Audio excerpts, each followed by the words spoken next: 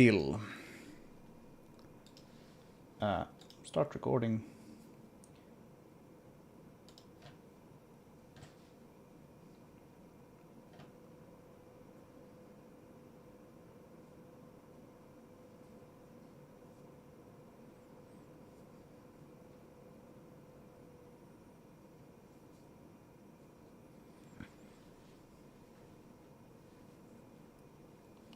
Well, hello. And welcome back for some more traction point development. As always, let me know if my audio levels are bad, are off in some way.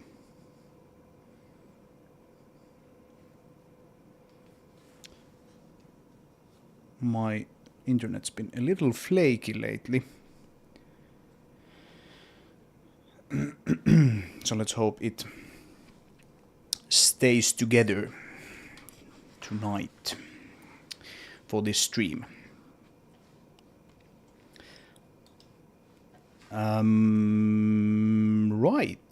Right. We are back with some more level or environment design, asset design.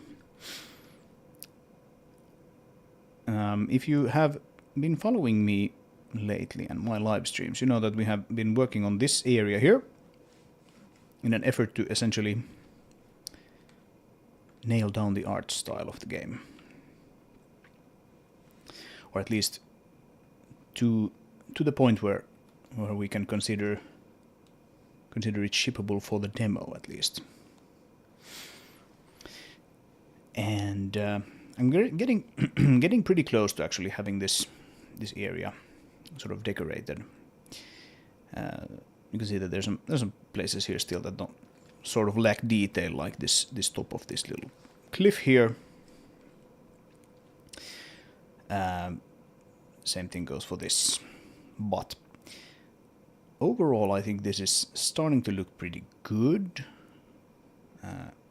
Also have a house here which you can enter, an abandoned house, some dynamic objects to play with, things like that. So overall it's looking pretty nice. I have come to realize though that I spend way too much time on these cliffs, and in particular I spend way too much time making sure that they sort of look the same, all of them. I'm not actually 100% sure this is how I want the cliffs to look. I might just slap like a subsurface modifier on these guys in Blender before I actually export them. I'm gonna have to experiment with that a little bit. These cliffs are now very, very, very low poly compared to the rest of the environment. But I think overall they look pretty nice. And they're somewhat cheap to create. But still, I have a lot of cliffs to create here. Like all of this stuff is still very much placeholdery. Not really anything we're going to probably use in the game. And I have a feeling that I want to do something about my workflow for creating these things. Start a Blender instance here. See what we have. So if you don't know, I have this workflow set up here where I can click Edit in Blender and I get sort of like a part of the level, essentially, brought into Blender, where I can then edit this guy here and send it back. You'll see that I actually have some stuff here under the ground. These are some earlier sort of iterations of some of these objects that I've just quite simply moved underground here until I know for certain that I don't need them anymore. as at the house there. An earlier version of the house. And they don't really exist sort of outside of this level. That's why I've sort of kept them around here if I need to. These things are now actually sort of like proper meshes, in the sense that they have their own FBX files and everything. And these objects that are edited through the Blender sync system, they don't really have that. I mean, well, that's not what I wanted to do. Let's cancel that edit. We can bring it back. They sort of do, but it's handled automatically for you, so you don't need to really worry about that. And the data is stored in the level file. So we have this thing here. We have some parts here of the environment that we might want to quite simply cut away.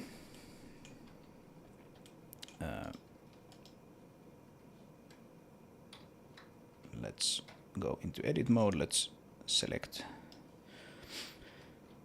The machine is dying on me just a little bit here because I have so many points with the terrain. But that's fine. Also have this massive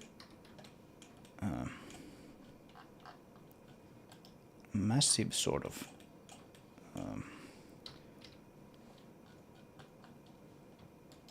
faces here. These are part of the big plane that we have. This thing here, which is supposed to be sort of like a very large plane. And the corner just sort of happens to sit inside the boundary of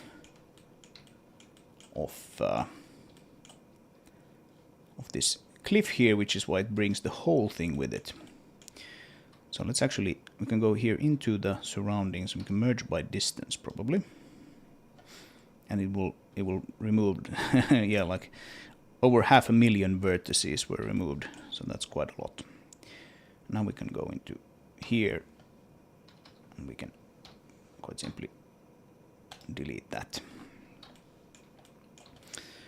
in an effort to give us a file that is a little lighter to work with. Get rid of that as well. Alright, so now we sort of have like a small portion of the level here. So I'm going to save a copy and desktop, and we can quite simply call this something like, actually let's not save it on the desktop, let's save it here in the proper place for this sort of thing. Means data Blender, right? Let's call this like cliff experiment.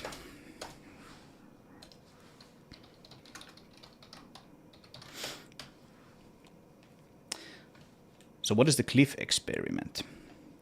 Well, I had this idea of what if we used Blender and created some sort of automation for creating this sort of mesh. We can actually, once again here, we can cancel the edit to let the level editor know that, okay, we didn't actually end up using this thing. But then we go back into Blender, and not cliff test, but cliff experiment. Open this up sort of normally, like this. So now it's not connected to the game engine in any way. Yeah, we can just stop the server. We're not gonna sync between the game engine and Blender here. So normally when I create these things, I sort of start with a plane, and then I cut out sort of the outline of this, and then I start forming the cliffside, and that might be a pretty good way of doing it. But you have to be kind of you have to be pretty certain that you get the shape and the scale of the individual features, right? I mean, this is kind of a little bit out of scale here if we consider that this is sort of the size of one of these faces here. Just because this cliff is larger doesn't mean it should necessarily have larger features. I mean, some of them could be larger, but this is sort of consistently. It just looks like this has been scaled up, and that's not really something you want. You want to model them so that they look like they are sort of sitting in the same world, essentially. And yeah, I had this idea where I would use probably curves. I'm thinking probably curves in Blender to sort of lay out this outline of this rock face here. And then we could use geometry nodes to actually generate this mesh for us here in such a way that we can then sort of dynamically and after the fact change how it is tessellated and like scale those aforementioned features up and down depending on what looks good. And sooner or later we'll probably just, if we use geometry nodes, then they are essentially like a modifier for the mesh. So at some point you'll want to actually apply that modifier, and I'm thinking like we'll probably want to apply it and then sort of go back to fine-tuning the mesh just normally. But it should give you a pretty good start and a way to model a few of these things so that you can still, in sort of non-destructive manner, so that you can still make changes. You can change the scale without having to like redo the overall shape of the thing. And then when you're happy with it, then you can apply the modifier, and then you can go in and actually mess with the shape. Let's move this thing a little bit out of the way. Let's move it over there, and I'll show you what I mean.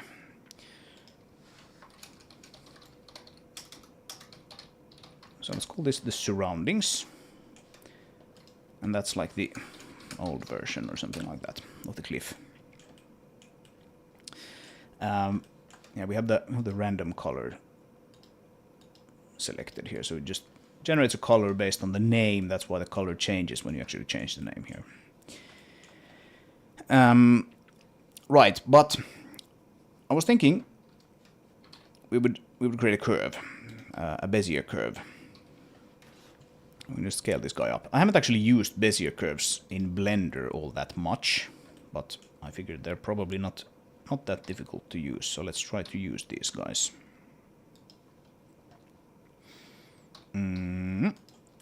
Like this, and we would have like a number of these guys, and they would essentially sort of specify the topology or the what's it called, topography of the cliff, right?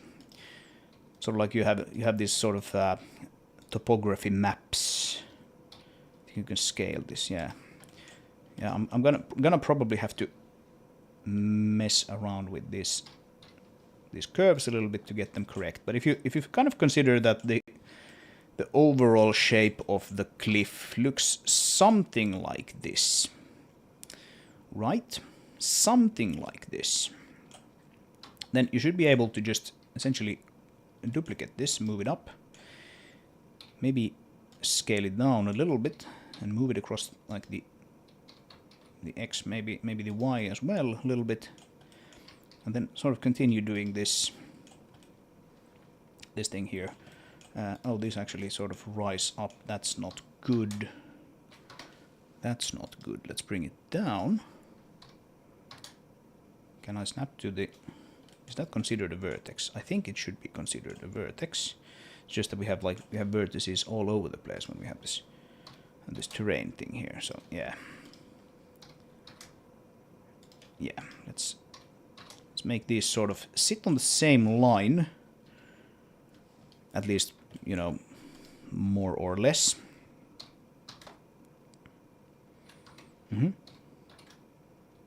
Yeah, something like that. And then we just have a few of these guys.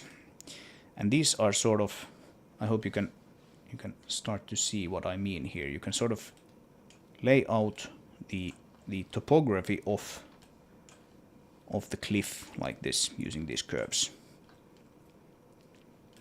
And then then if you want to have it sort of an overhang, then you quite simply create another one which is sort of reaching a little further out than the previous one. Something like that.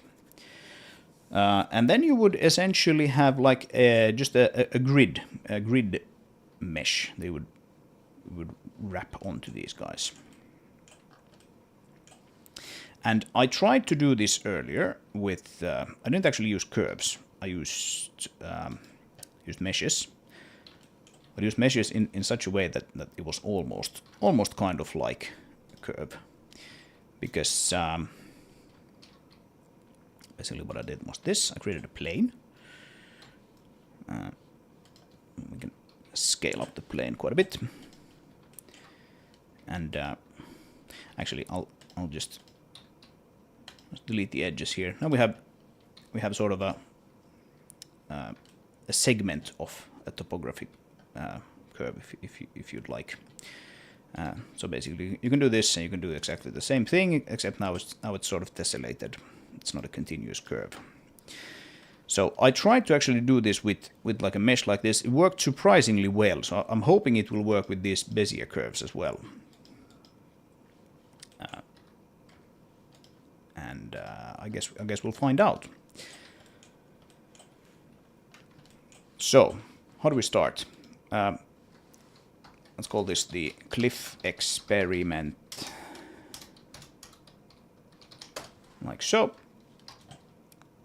And let's add a geometry node modifier to it, like so. We can turn this into the geometry node editor. Add a new geometry node, cliffside or something, right? Cliffside. Okay.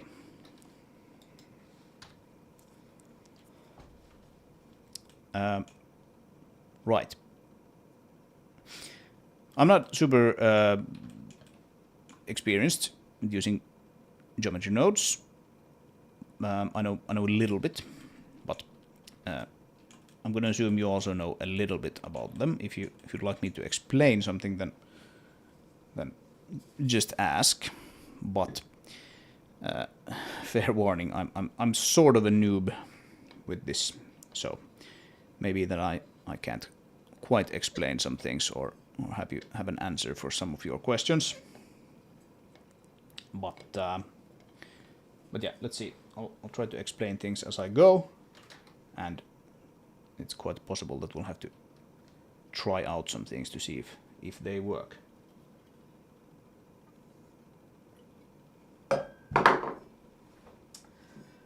All right. Let's see. I had not that one. I had another Blender file here with a bunch of experiments. I'm gonna take some of the stuff from there. Let's see if we can fit it onto this thing. So we'll probably want to try to create sort of a new node, which you give it an object that contains these topography curves, and then you give it some information about, like, you know, we have these things here, like zoom in on one of these guys. I've extruded some of these parts by hand, like this, and here you have some more, and here you have some extruded parts, things like that, to sort of give the illusion of like rock that has sort of cracked. Maybe you've had a piece up here that has sort of cracked and fallen off, and then you have these extrusions here. So I would like the node geometry node, the sort of generator that we will be building, to actually be able to add these kinds of details, probably based on some random seed or something like that. And we'll see how that works. Right, so how do we start? Let's go back to the node that we had. So we have these curves here. We want to essentially make it so that we can sort of sample them at different points to generate points along this. If you consider that a curve would be running here, we need sort of vertices to do something with, right? So let's start by adding in a resample curve, and we'll drop it in here. So now you can see that this guy has gained sort of points. You can make it more up the resolution or bring it down depending on how you want that to be sampled. And I think we will immediately actually input or add a parameter here. I think this is called, is that like an attribute or something? You can see it here in the modifier properties as well. What do we call this? Let's call this horizontal resolution or something like that.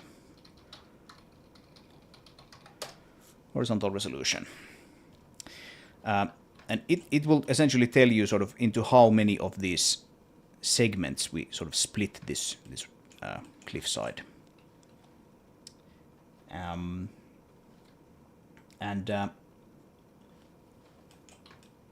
we want to generate the grid that we will be working with, right? So the horizontal resolution, that will be let's see now that I have this correctly set up here.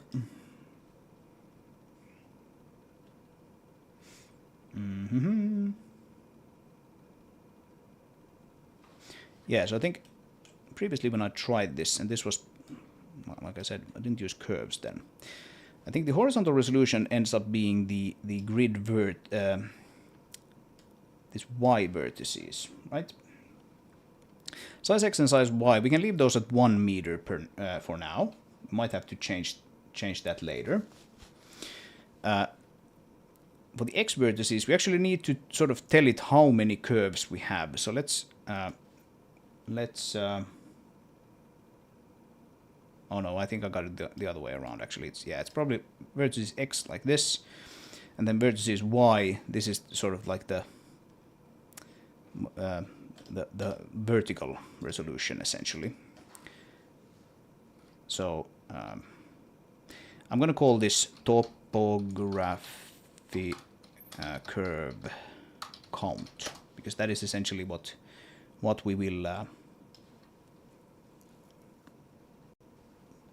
We need to tell it how many curves we actually give it. Maybe that can be read from somewhere in Blender. I'm not exactly sure, but we need to tell it how many curves we actually want to sample here. And so we resample the curves at the specific points, and we probably want to give like some sensible default. 11, yeah, maybe 11 is sensible. Make it a more rounded number and give it 10. 10 here as well. Topography curve count is currently set to 3. That's probably quite all right, actually.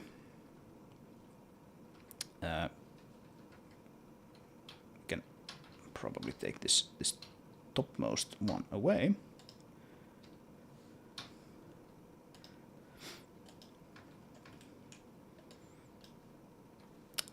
Right, yeah, the curve selection looks a little different than the mesh selection. That's why I got confused. That they're not actually yellow here. They just get this red around the control points, but that's fine.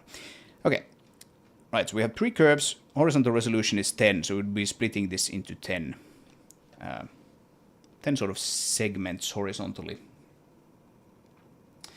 Right, and now we want a set position node. I need to somehow tell the system. We can actually probably disconnect that and just put it in there. And here we have the grid, which we don't really do anything sensible with yet, but in just a moment we will do that. Right, so and we need to put in here a sample index, which is right there. The value that we will get out of this will eventually be the position value.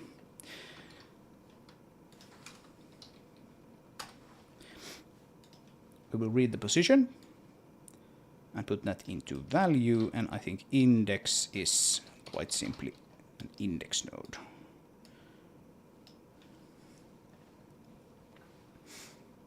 Like so.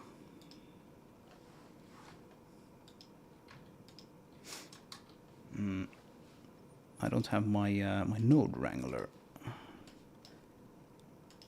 add-on enabled, it would seem. Let's enable node wrangler.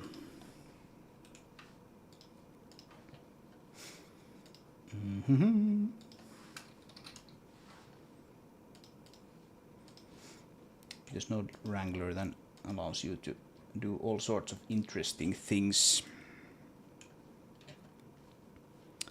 with this, which will be important when this grows. Right. So this is going to be vector. We probably want to clamp it as well. Right. And yeah.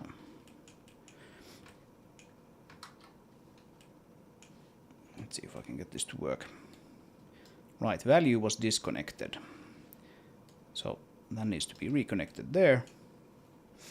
And sample index needs to be put into position, right? Right, so now we have something happening here.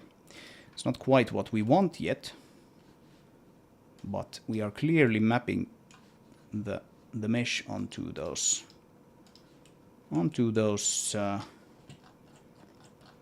positions that we sample from the curves, right? So what is happening?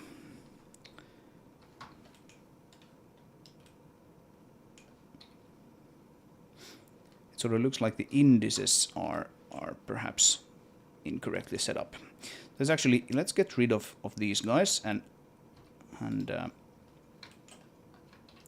start by adding a Bezier curve.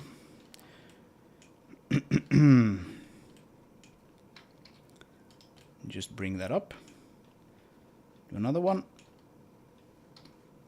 Is that maybe incorrectly rotated?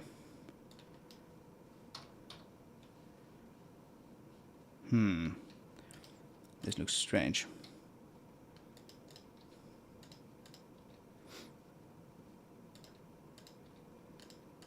Not quite what I had in my experiment.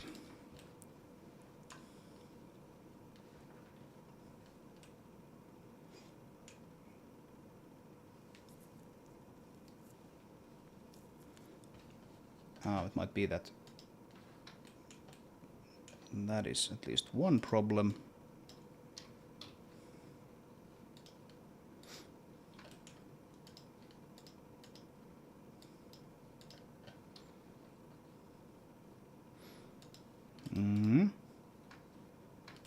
Yeah, it kind of looks like the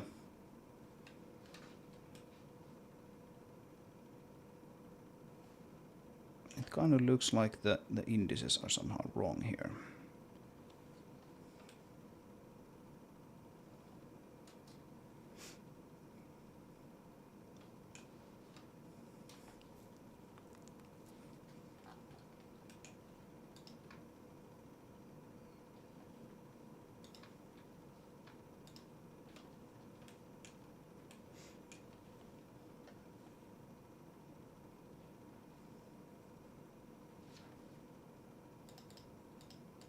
shortening these down to maybe make it easier for us to see what's going on.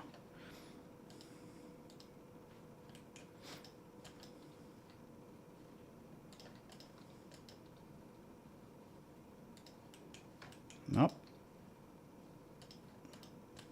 Well, I did warn you, I'm not very actually experienced with this. Let's see, what do we have?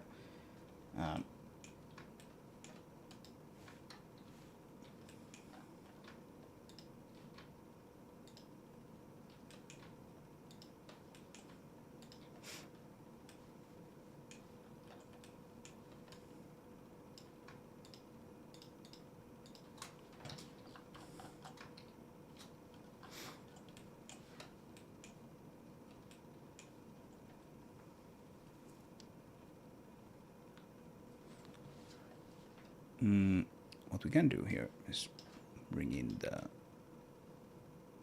spreadsheet. And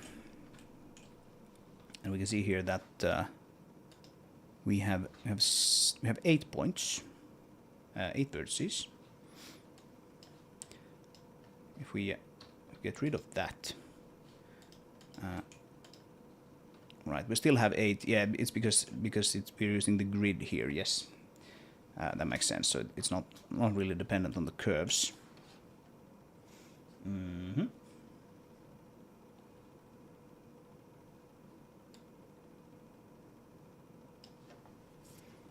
Resample curve count.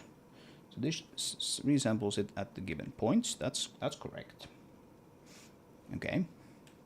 We have a position, and we have index of the current point along the curve. We can move this off to the side. We have the position here. And the selection should be everything essentially. You don't need to connect it to anything, and the offset is doesn't need to be set to anything either. Yeah, so that should be completely fine. Okay, so let's do one more thing here. Get rid of those. It's probably that I don't quite know how these curves work. But let's add a curve there. We can probably subdivide this, right? Yes. Then we get another point in the middle. Let's bring that up, and maybe once more. Something like that. And now if we do that, then we should see that, okay, we have this weird Z forming here, which is strange. That's quite strange.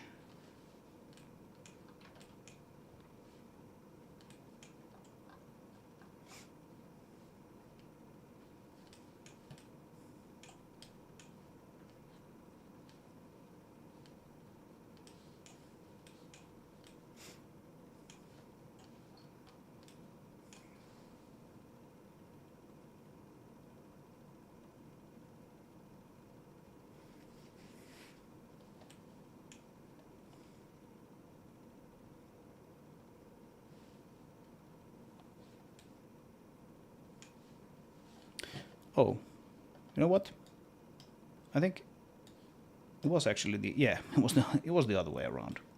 Okay, right. So the horizontal resolution actually goes into the vertices Y with this setup, and the topography curve count goes into vertices X.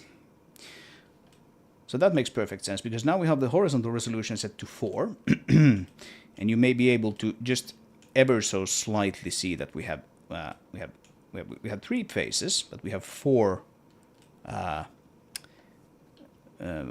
vertices here. So we have like one here, one is over here, we have one here, and one over there. And now, of course, we have 3 curves. So let's bring that up, and you can see that it's sort of snapping to that curve. Okay, yeah. So those needed to be sort of flipped. And now it suddenly works. So that's cool. All right. now then, now we can start to mess with these guys. And we can rotate them. We can, of course, bring these control points in, which sort of modifies the shape of the cliff side, the cliff face. Just kind of the whole idea of this thing. Let's bring the horizontal resolution to at least the 10. I think is makes sense. Can I drag all of these? Yeah, I can. Right, so we can like take these. Oh, I don't actually want to move them. I just want to have these control points here. Right. So yeah, this is what I was going for. Right. So now we can see sort of the power of this modeling through these curves. Or I hope you can see what I'm going for here. You can sort of create these shapes that sort of follow the curve without having to necessarily have that many points along the way. And then you can up this resolution however much you want. So if you sort of see after a while, you can bring in the surroundings again here. You can see that it's actually tiny. So let's scale it up. Rotate it and scale it up. Something like this. So if you see here that oh, I need to actually up the resolution of this whole cliff face, then you can do the horizontal resolution here. You can't really do the vertical without adding more curves, right? But adding more curves is quite simple as well. Quite simply take one of these, and then you duplicate it, and then you add one more here, and look at that. We have one more set of curves that we can use as sort of like a topography line here on our topography map. And I'm just gonna collapse these guys. We don't need them. Okay, cool. Maybe we can scale this up just a bit more. Like so. And now, of course, if we want to subdivide this, we just get a nice row of new points here to play around with. We can do whatever we want with these in between. Alright, so that's pretty nice. We can also rotate these. Now, something that was kind of problematic with the mesh version was actually extruding a lot out from the side. The indices got somehow messed up if I did that. So instead, what I did was like just move these along and then subdivide another set of points here. I wonder, can I? Yeah, look at this. So with this curved version, I can actually just extrude out another set of these guys. So that's super nice. So maybe we can bring these in a little bit. Rotate them maybe like that. And again, we can extrude out. And yeah, this just sort of works. So we can like extrude, rotate. Yeah, and this just kind of works. And now it's getting a little low poly. So just add more segments here in the resolution.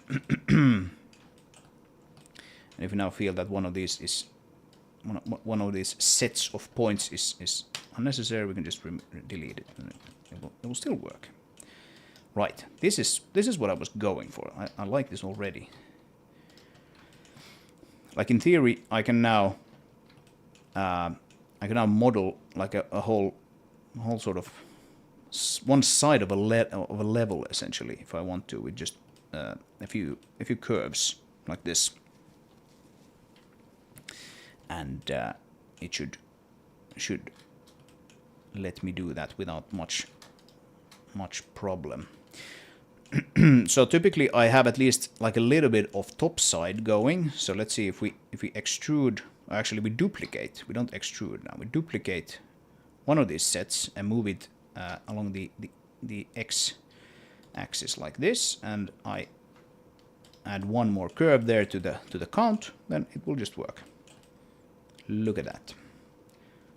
How cool is that? It's pretty cool, I would say. And you get sort of a little bit of a top side here.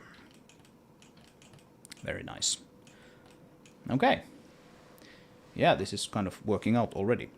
After the initial hurdles, which no doubt made me lose most of my viewers, but yeah, they'll be back. They'll be back. All right. So this is the sort of the base for the whole thing, right? We can probably put in like a frame for this. Was layout maybe? Frame. And take all of these and we... How did this work actually? There we go. Now it's in the frame. We can give the frame a label. So like base cliff side mesh or something. Let's save our experiment Blender file. So this is the base mesh. If you want to expand it downwards, because you sort of consider. Actually, I wonder if we can expand it downwards. If we now take like this the lowest of these curves, and we duplicate it down like this, and we add another. It's probably gonna like look weird. Yes. So what happened now is that it sort of considers all of the following ones as like top side ones. That can perhaps be fixed at some point later on. I'm not exactly sure how. But I guess like in the meantime, what you should probably do is just if we want to add more sort of vertical resolution to this, then I don't know what happened here. Let's go back to the good state that we had. If you want to add more vertical resolution to this, you should for the time being just add them to the top, and that's not super tricky to do. What you do is you take this guy, the current top one, move it forward and then probably upward, and now you can duplicate that and move it back, and that becomes the new sort of top side curve, essentially. Now we have to tweak these just a little bit to make the top side look how we want it to look. Yeah, that's something to figure out. Like, can we actually sort of add more? Because I don't know exactly the order in which it takes these guys. Seems to be some sort of internal ordering, but I'm sure it can be overridden or sort of tweaked if you want to tweak that. All right. Now, I do feel like it might be pretty handy to be able to see those curves that we actually have here. Because now we just have the points, and well, these are typically enough to actually adjust these control points however you want. But it might be kind of nice to be able to see those curves as well. So maybe we should add a boolean here to allow us to toggle the actual curves on and off. So how do we do that? think we need to turn the curve into a mesh. We can add a new frame here. First of all, frame. I'm gonna just call this like curve. Oh, curve debug rendering or something like that. It's not something that you want to actually use for your final cliffside, so to speak.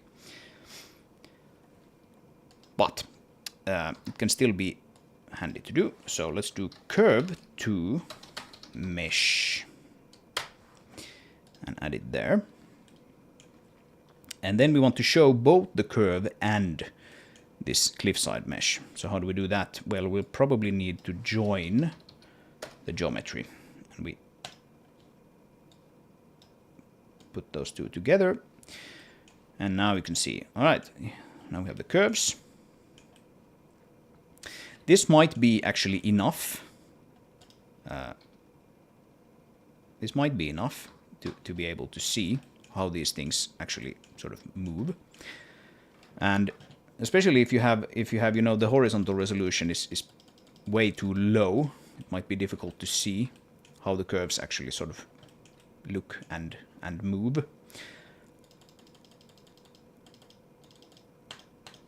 But it may be that you want to actually have these represented by sort of an actual mesh, right? Not just this black line here. So how do we do that? We can probably give it a profile curve. So let's use like a circle curve, probably. Curve circle, yes. Curve circle, and put it there. And we don't want to actually put it into there, but we want to put it into here. And now the radius is just way too large. So let's bring that down. 0.1. Still too large. 0.01. That might be a little too low. 0.2. Something like this. Now you can sort of see how the curves are flowing. And again, this is mostly useful if you actually want to just see the curves while you have the horizontal resolution quite low. Which might be handy when you actually sort of, if we go to edit mode and we take this, and then we extrude this out. Maybe we rotate it and we extrude it out some more, etc. It can be kind of handy to see how the outline of that works and looks. But yeah, I think we should put that behind the toggle. Let's bring that back up to 30. Maybe we actually just take all of those and remove them. Let's not go too far until we have some more features added here to our mesh. Still looks kind of crappy and boring. We need to add some more features here. All right. So how do we actually add a toggle now to this debug rendering? I think we can probably, not sure actually, but I think that the easiest way might be to just delete geometry based on some value. So if we don't want to show the debug rendering, then we do want to delete that geometry. We don't want to actually join it with this. So we need to sort of invert the logic here, right? So let's put a it's just a Boolean maybe. Right, Boolean doesn't actually allow us to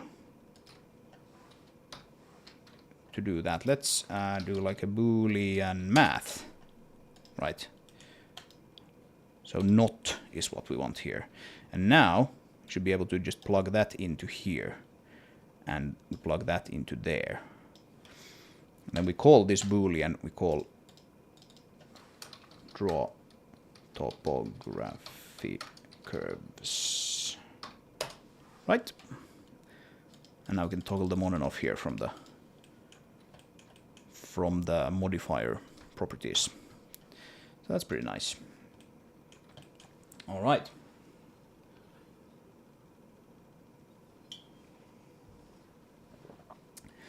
So what's the next thing? What's the next thing then?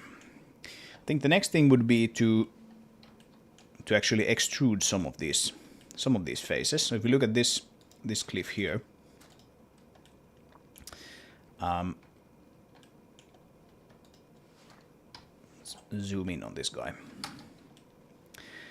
So it has this sort of overall outline which runs here along the top, and then some of these faces are extruded out. And my sort of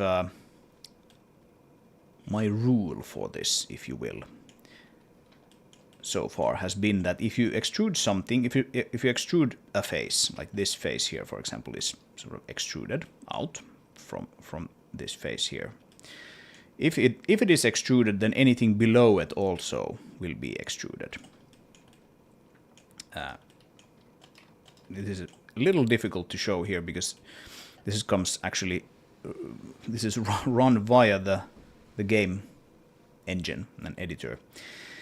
So everything is triangulated because Blender works really well with quads, but the basic game engine works with triangles.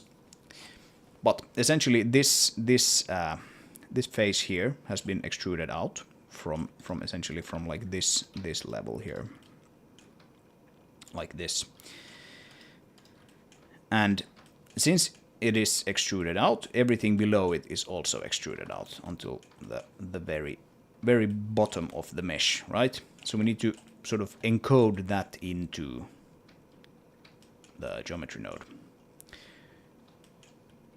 We might have a few places here where that's actually not the case. So here we have, for example, here we have some extruded faces. Again, we've sort of started from this one here, right? This one. And it's extruded out. And then the one below that is extruded, and the one below that is also extruded. But then we actually have a few faces here that aren't extruded out. These are sort of part of the sort of base surface, essentially. But I think we will at least start with the idea that if something is extruded, then anything below that will also be extruded. And I think I want the extrusion sort of selection to be driven by a random number. So you should be able to give it a seed, and then sort of how many of these, what proportion of this cliffside will be extruded. And then it selects some random faces on here and extrudes them. And if it does that, then it will extrude everything below it as well. And then we can add in like an exception to that later on if we want to. All right, so how do we go about doing that? How do we go about doing that? Let's add some space here for ourselves. And I think we will need the, let's see, append from my test file, node tree. I have this wonderful third-party node index viewer, which we can put, probably goes like in between that actually. Let's see what it gives us. It gives us a whole lot of crap. Oh, we actually probably don't want it. Yeah, let's remove it from there and let's add it here instead, right? So we get like the numbers for, well, whatever you want. We essentially want the numbers for the faces, right? Let's turn off the debug rendering and concentrate on this guy. So here we can see the indices of each face. You can have like edges or vertices, but we want the face indices. So we have 0 here, 1, 2, 3, 4, 5, and then it goes all the way here and then starts again on the next line. And so that means that actually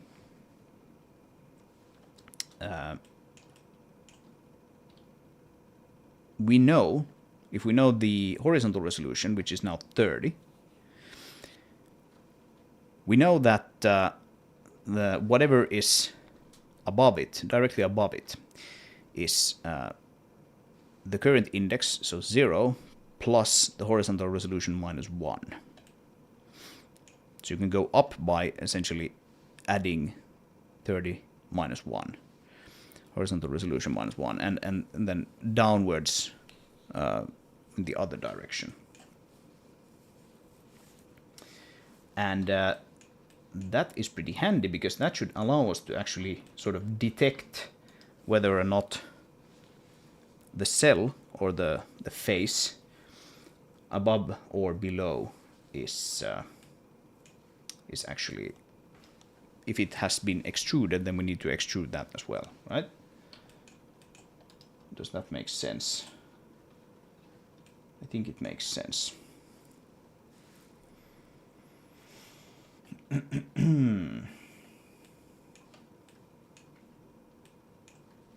One thing we probably should check, by the way, are the normals pointing the right way?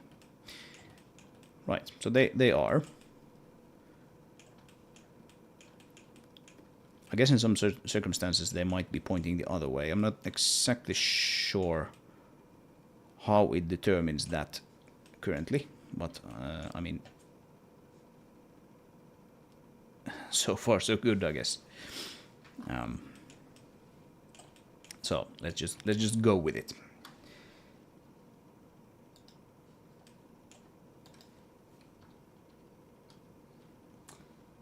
All right.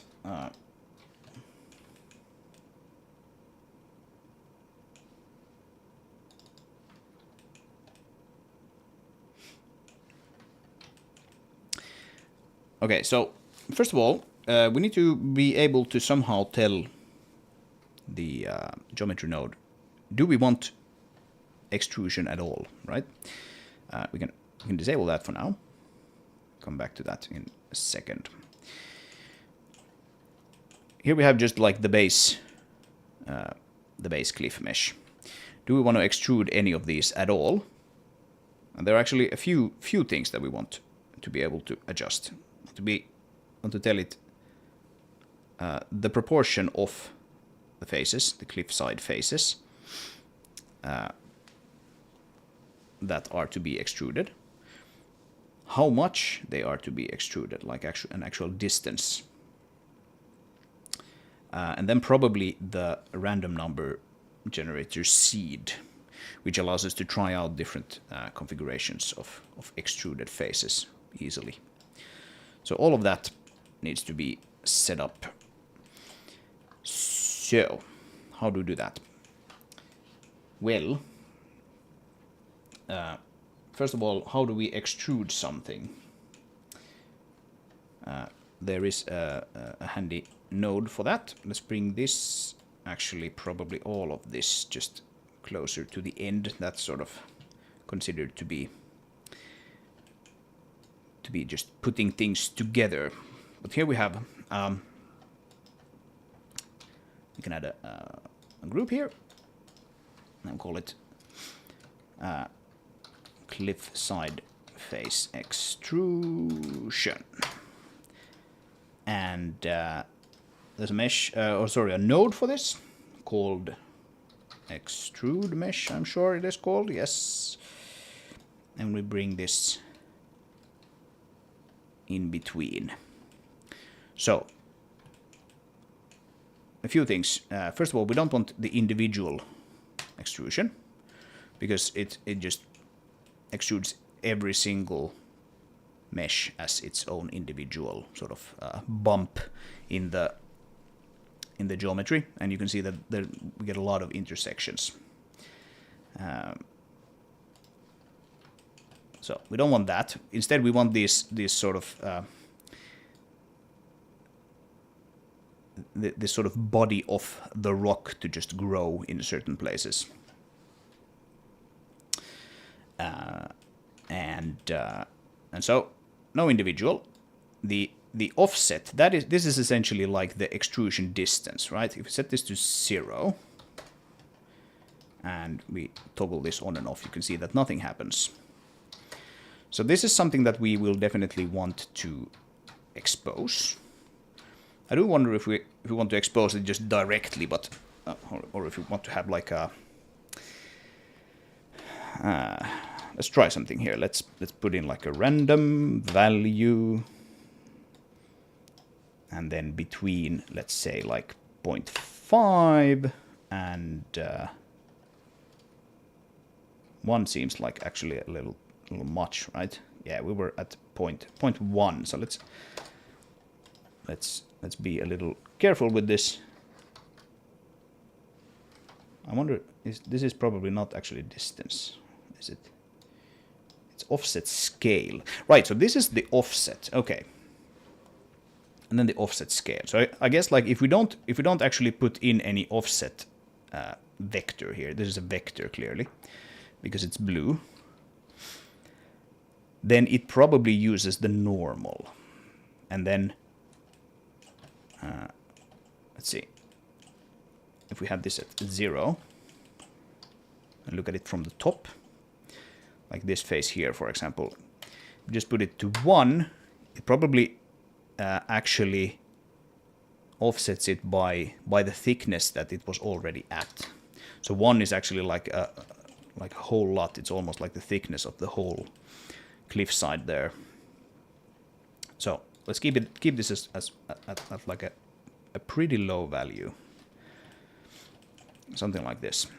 But it's actually not like super obvious that we have some random stuff even going on here. If you want like these kinds of bumps and things, then you can probably do that in a more elegant way. So let's actually just expose this offset scale directly. We can just basically plug it into here.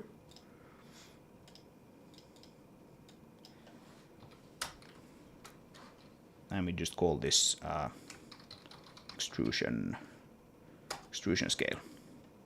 Maybe something like that. Minimum would be like 0 and maximum could be like 1 perhaps. Now we can change it here. Developer asks, do you know assembly? Do you mean like assembly language? Is that what you're asking? I know a little assembly. It's not something that I use very often. And actually the assembly that I have most recently written was probably like 16-bit assembly. So not really something that I use in like my day-to-day work, if that is what you are asking.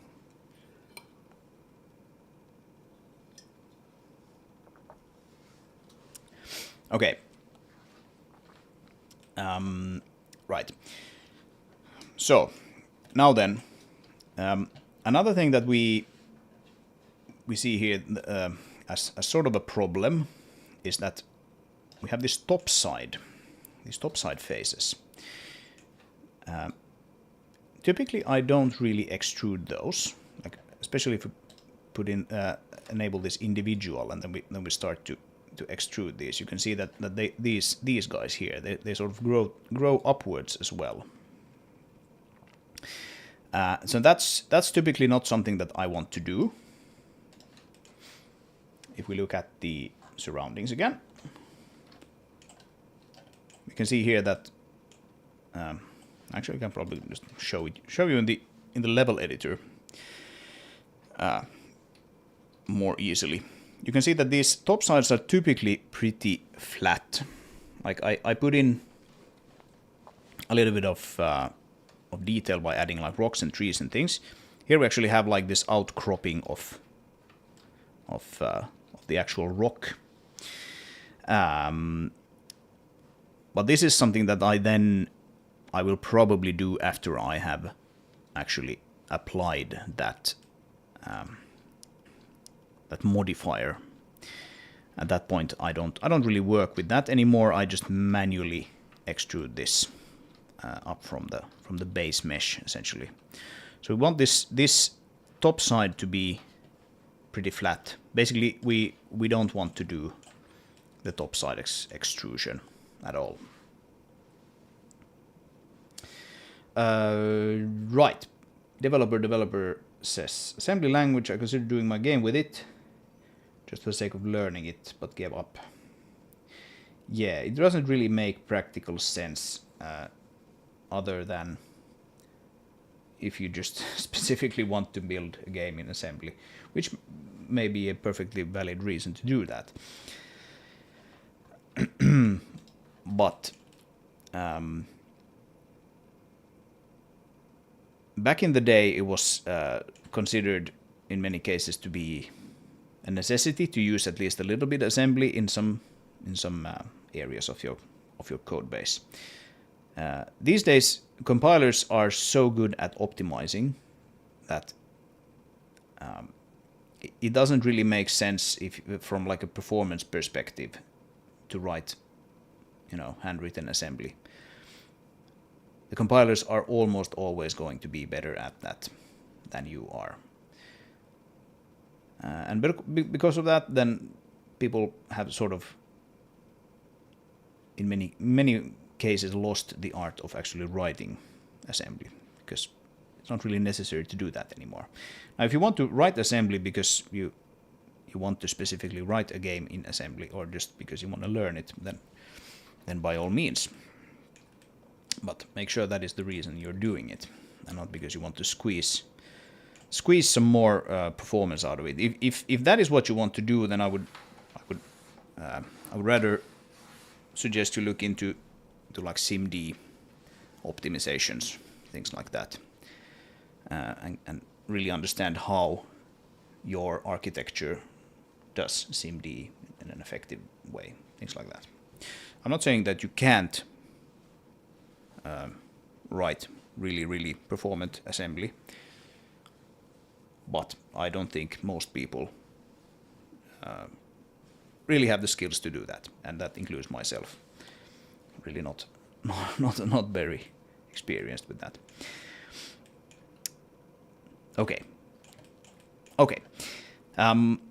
Right, so extrusion. Let's start by actually just randomly selecting faces and extruding them. And the selection thing, this is something that actually I was kind of confused about when I started playing around with geometry nodes. So this is actually a Boolean pin here. You can see that it's Boolean because it is a pink pin. And I think this dot means that it accepts like a varying value based on what we're actually doing here. We're extruding the mesh, so we're extruding like many different faces potentially. And this selection is then, it's not just a simple true-false value. I mean, if you give it true, then it extrudes everywhere. If you give it false, then it extrudes nowhere. But rather, you're supposed to return the value based on your current selection. And the way you do selection in geometry nodes is a bit confusing at first, perhaps, but it becomes pretty natural when you've done it a little bit. So basically, we want to get a random value. You can plug it in there, and the random value quite simply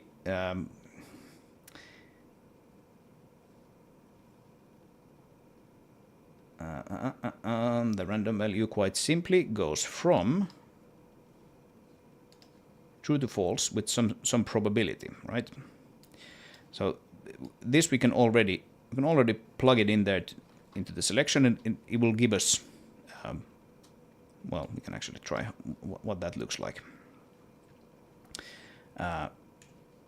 We need to put the scale to something, and now we can see that we're getting a random selection of faces to extrude here. It looks pretty bad. And I think part of that is because we actually have the scale quite high. 0.4 is still quite high. Something like 0.1 is probably better. But in addition to that, we also get extrusions on the top, and you can see that these 90-degree angles, or these angles that are more or less 90 degrees, let's actually turn on the wireframe here to make it a bit easier to see. When you extrude these kinds of faces here on the top and then one on the side, and you still want them to be connected, this just doesn't look good. Which is not really a problem, because again, we don't really want to extrude this face, nor this face, nor these faces here, etc. We want the top to be left alone. So we need to exclude those faces from the selection somehow.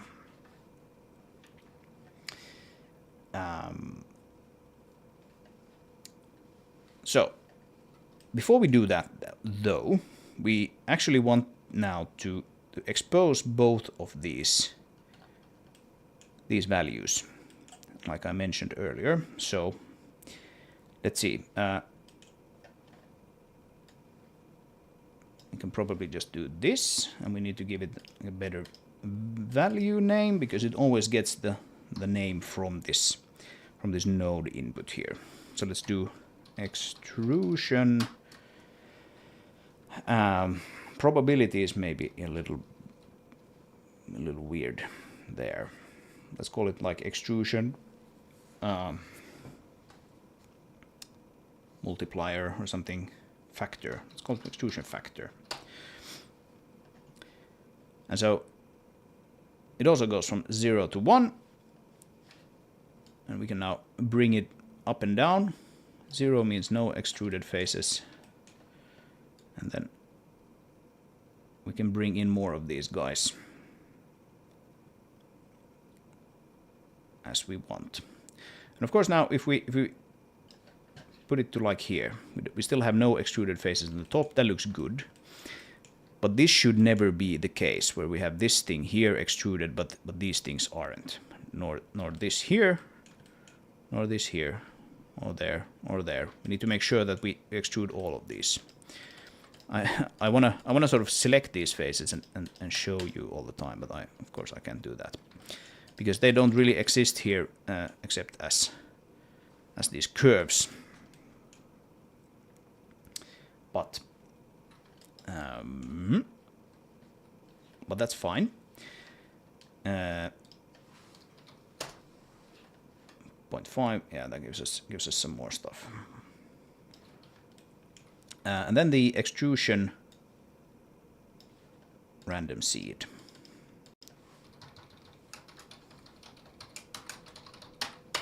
Is the other one. And this quite simply gives us, if we actually isolate that, this now gives us the opportunity to try out different configurations here, right? So some of these look kind of nice, especially when you're not looking at the top, because the top just tends to kind of break when we are extruding.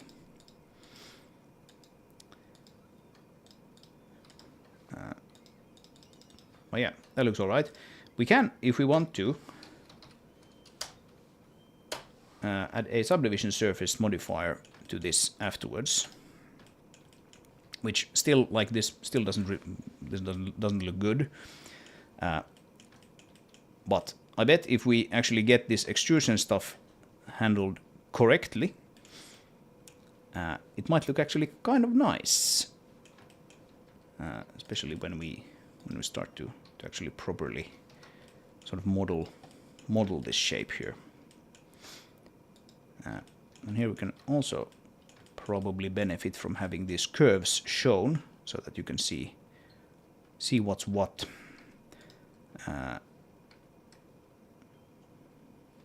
All right, it's showing the wireframe because I turned on the wireframe. Yeah, I got a bit confused. I typically don't use that, but that is actually somewhat handy here. These almost look like they're sort of glowing because they are so tessellated, so densely tessellated. Can we actually go here? we can bring down the resolution for these guys. They don't need to be that highly tessellated. Like 8. It's probably quite good enough.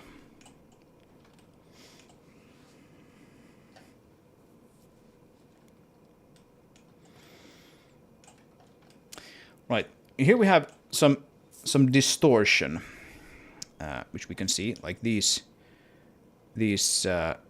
feel sort of quite distorted actually, and that's something that you have to sort of play around with a little bit, probably by moving this thing here. If you move it in one way, you can sort of see that as I move that, these faces over here move as well. But now I get distortion there instead.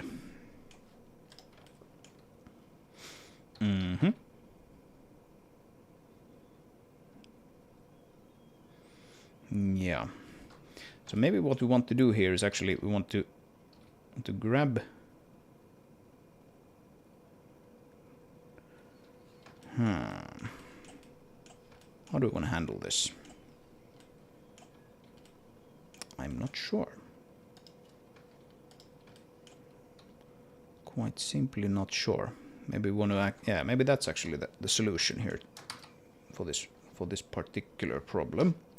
Let's see. We have a point here. We have a point there, and we have a point there. That looks all right. So we just move. And maybe we move this. Oh. Move it in a little bit, and then move this guy over. No.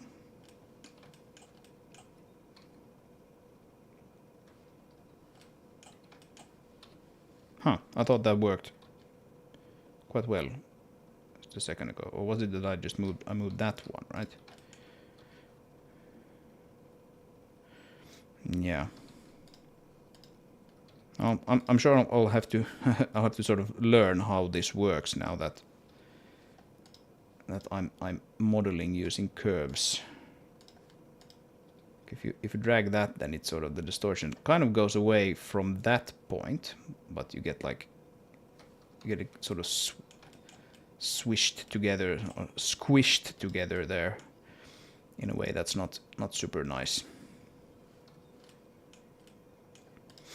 Oh well. Let's turn that off because it makes it a bit difficult to work with this thing now that we're trying to actually get it to properly get extruded. Oh, this is getting so large that my like far distance in Blender is reached pretty quickly.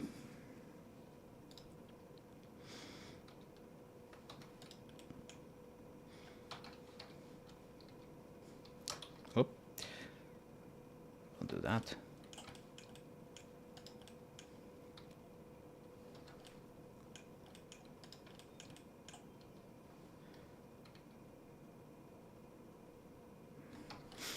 So what if we do this? Let's see. Can we hide these other parts? Sure we can. Like so, and we can hide those as well. So now we have just the top points here.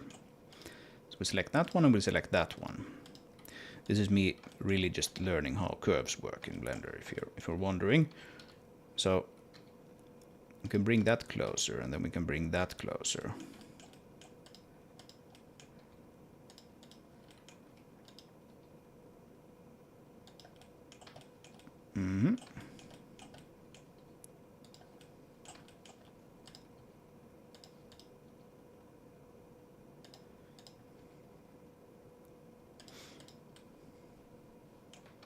Yeah, it's like these are these faces here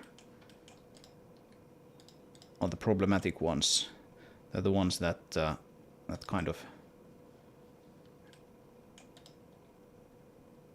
they get so distorted, and it doesn't seem to really matter like where if I move this this point here doesn't really seem to matter.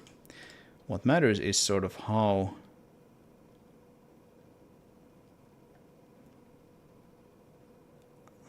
sort of at which point, right, the curve sampling happens at. So when I bring the end forward, this top one still wants 10 points to be sampled along this whole sort of distance. So that means that as we make it longer, these faces almost sort of rotate there, or at least those edges kind of rotate. Yeah. Yeah. All right. We don't need to really try to fix that now, but it is something to maybe have a look at some point.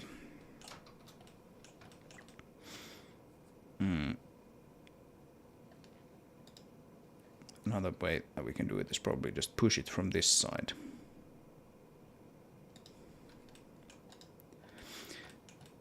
What if we actually take away like most of these?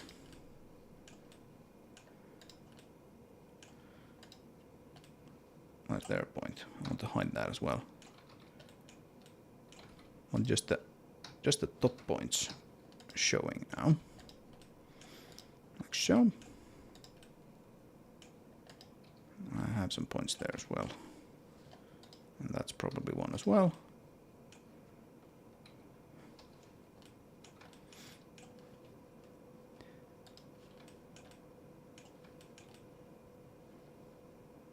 Yeah.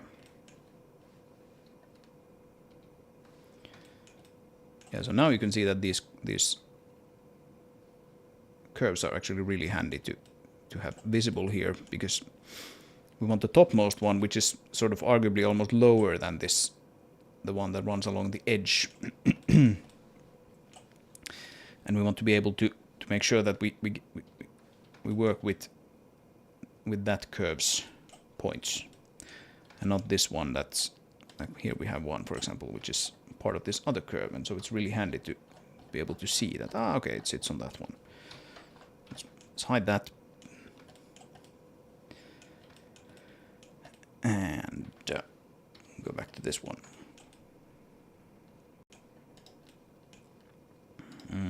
So this is a bit maybe excessive. Doesn't need to be. Whoa. Doesn't need to be quite that.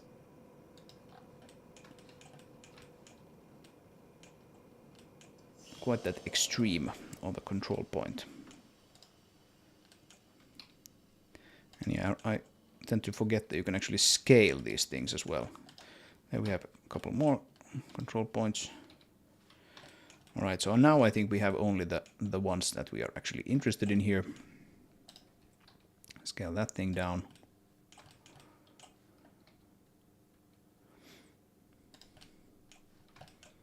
Yep, and again here we can see that we have some issues here with this, because it's extruding upwards. Let's try to fix that in just a little in a little bit. It is possible that I should try to have like a different sort of tessellation going on for this top face, this top side. Yeah, and this as well. This just looks horrible with when these try to actually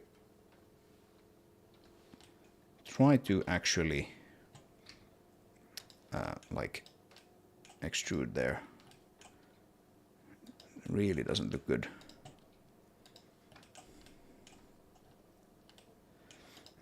What do we have there? We have a little point. We can probably just get rid of that point.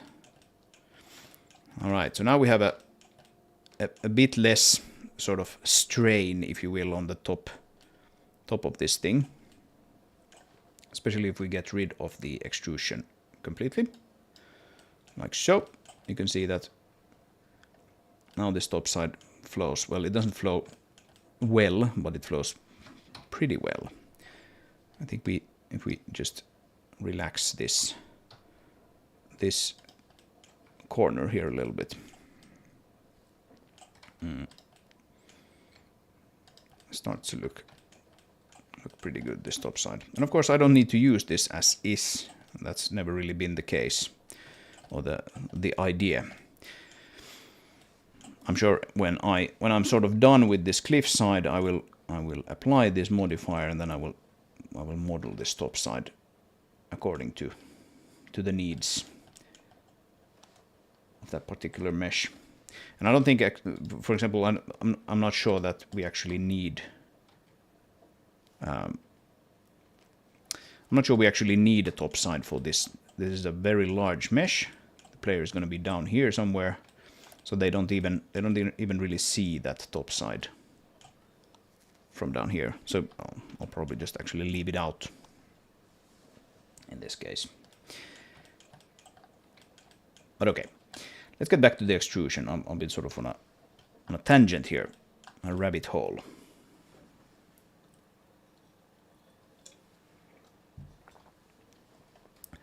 So we should be able to exclude these top faces from the extrusion quite easily, actually, by doing a little bit of vector math. So we have this selection here, which just gets a random boolean. But that's not enough. We also need to check whether or not this the normal of this is pointing upwards, which means that it is one of those top side elements. And so how do we do that? Let's add in a normal.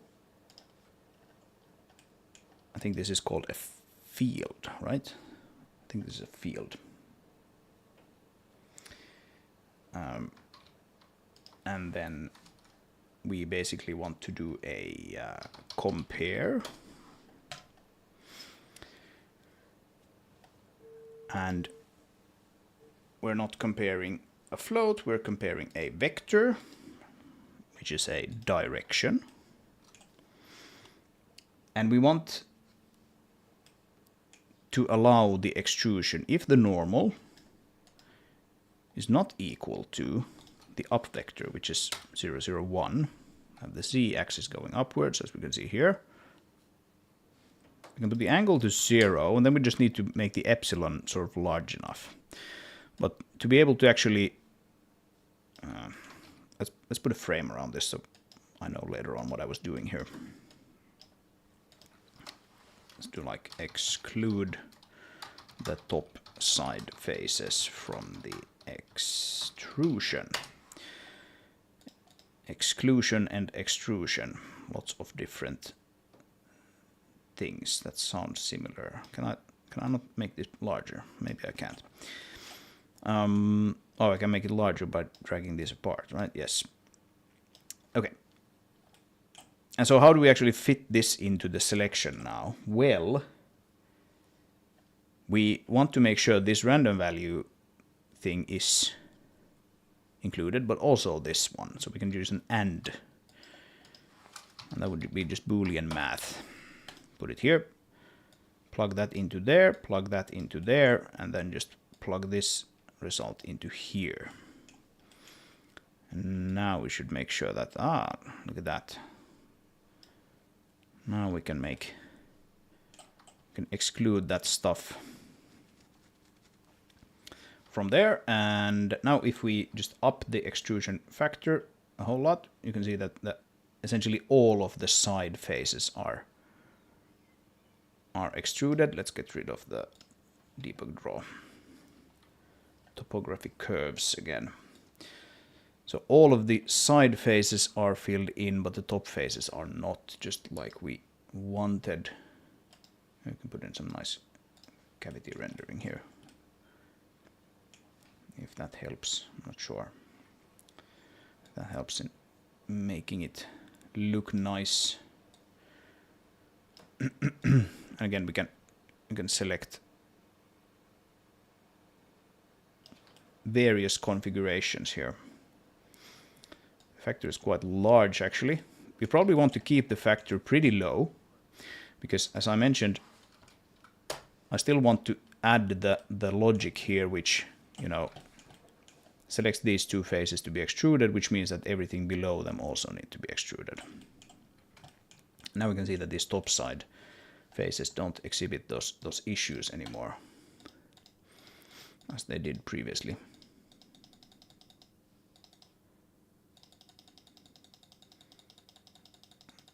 And now you can just sort of, you can see what looks good. Let's turn off the wireframe because it's completely impossible to see anything when you have that on.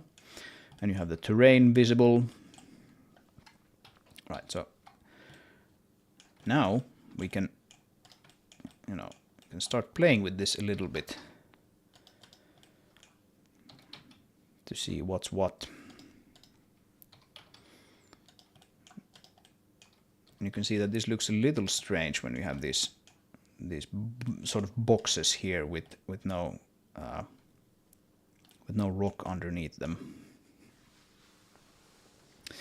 If I want to have a more pan-out fly camera, then I will need it. Yeah, sure. Then I will need the top side. That is true. But I probably won't have that, at least at this scale. You know, if the game takes place down here, then I don't think I will have a camera that pans out to this height. But yeah, if I do, then sure, I will need to have that. That's absolutely true. All right.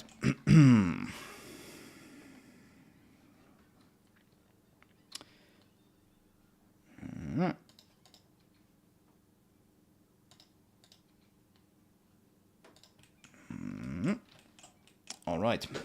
So how can we actually take this now here and then move it sort of. Yeah, this cliff is way larger than I typically model them. I probably won't model cliffs this large. Quite like this. Like this is a pretty large cliff already, and it's maybe like a fifth of this size here, so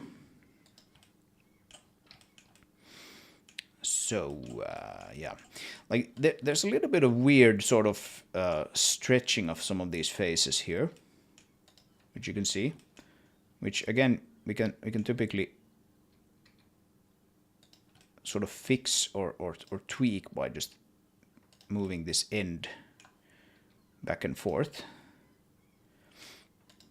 It remains to be seen if that is actually sort of a problem or something that's just sort of annoying in the end. It is possible that it is. And it is possible that you don't want to have cliffs that are quite this sort of long, like on a horizontal scale, because when you're sampling these, as we now are doing on a horizontal resolution of whatever, 32 maybe, then depending on how those curves actually sort of depending on how those curves actually flow, some of them will be more sort of stretched, which just means that the position along the curve will inevitably be moved in one way or another, which causes these weird stretchings to happen. But yeah, I'm not super worried about that, but it is something to keep in mind. You can see here as I'm adjusting this control point, I'm not even really moving the point. I'm just adjusting the control point. You can affect this sort of behavior quite a lot. Probably have one similar thing with this one. It does of course mean that you get this sort of directionality in the rock, which is not necessarily a bad thing at all. It might be something that is quite desirable. sort of like here when you have clearly this like sort of directionality here, but this is something that I've had to put in by hand, sort of. So yeah, pros and cons, I guess. Hey Lucas.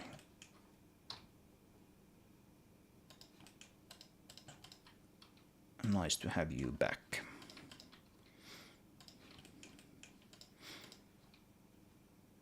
Yeah, if nothing else, then this really teaches me how curves work in Blender.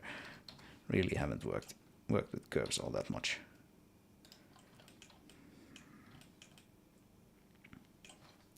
All right, so now we have this extrusion factor, which allows us to specify how many of those get extruded. We have the extrusion scale, which specifies how much they get extruded. And we have the seed, which just gives us various configurations to try out. So what is still missing is this this thing of always filling out faces beneath something that is extruded. And that is probably the trickiest part of all of this. So, let's see if we can make that happen. I'm gonna save, have a sip of water.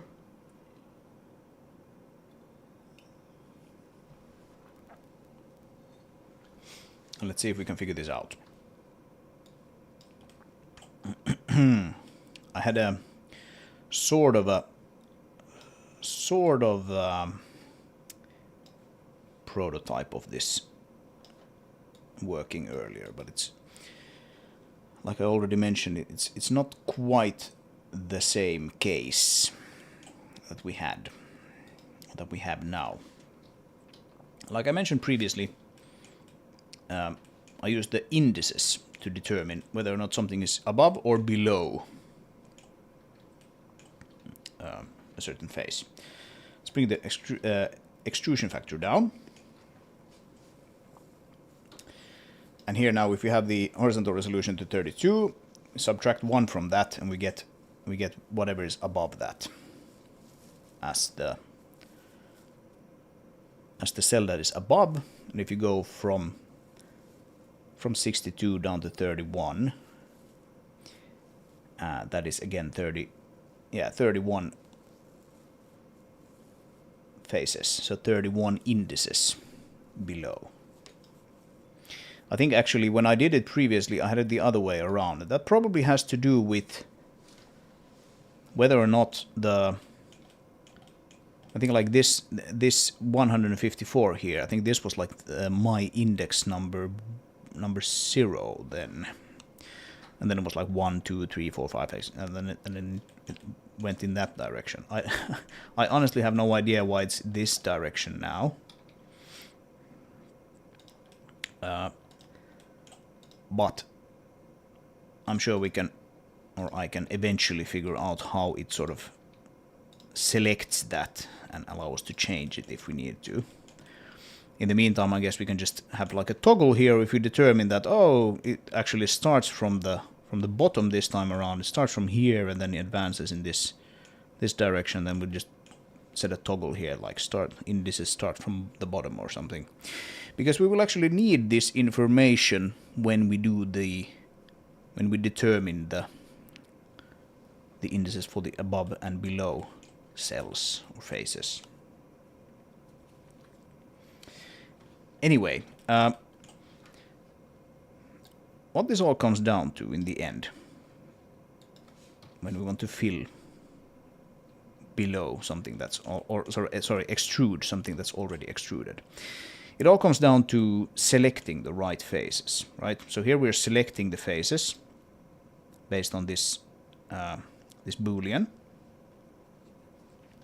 and this topside object exclusion from that selection. So we want to include in that selection actually all of these other faces. And the way I did this previously was with something called named attributes. So we can see here if we change how this works a little bit. Let's put on the spreadsheet again here. You can see the position. We go here to face.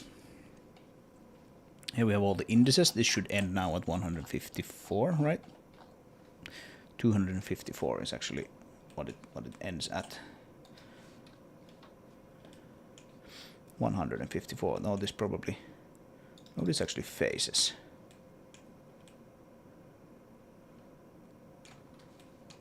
All right, yeah, it's because we have the extrusions. If we drag this down, yeah, now it ends at 154. Yeah, and this is what I wanted.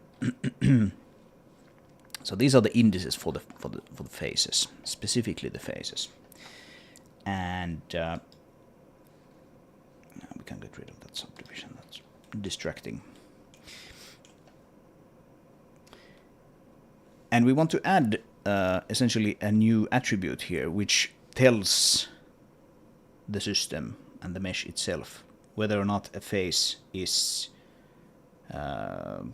considered for extrusion or not. And we can do that right after we've actually built this mesh. And that can be done with a node called store named attribute. And let's call this like extruded, something like that. And we're working with faces. And here we can see that it actually now appeared here when we selected the correct domain. It is a Boolean, so we want to select Boolean here. Now you can see that none of them are now considered for extrusion or marked as extruded. And now we want to take this logic that we had here, this, and actually move it outside. How can I ungroup this? Dissolve, blah blah blah. I don't know how to move something out of a frame. Let's Google that quickly.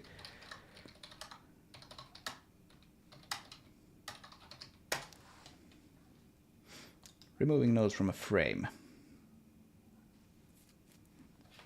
Alt P. Someone says Alt P. Right. That indeed seems to be how you do it. Now we can actually sort of probably just delete that frame because we just have the single extrude mesh there. Right. So yeah, we want to do this. Exactly the same thing we did, but we don't plug that in there. We actually plug it into the value instead. And that means that everything is still false here. Now if we start to actually bring up this extrusion factor, we can see that these checkboxes are starting to appear here. Hey, that's nice. Now we should see that the last ones, so essentially these top ones, 154, etc. Yeah, everything until 154, technically 155, but I think that's one of the extruded faces.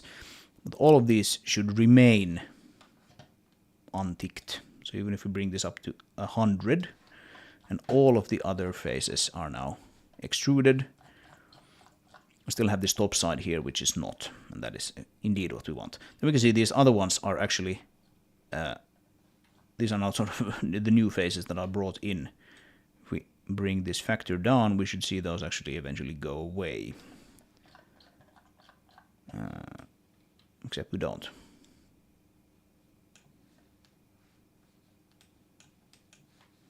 That's interesting. Is that actually like these ones? Instances.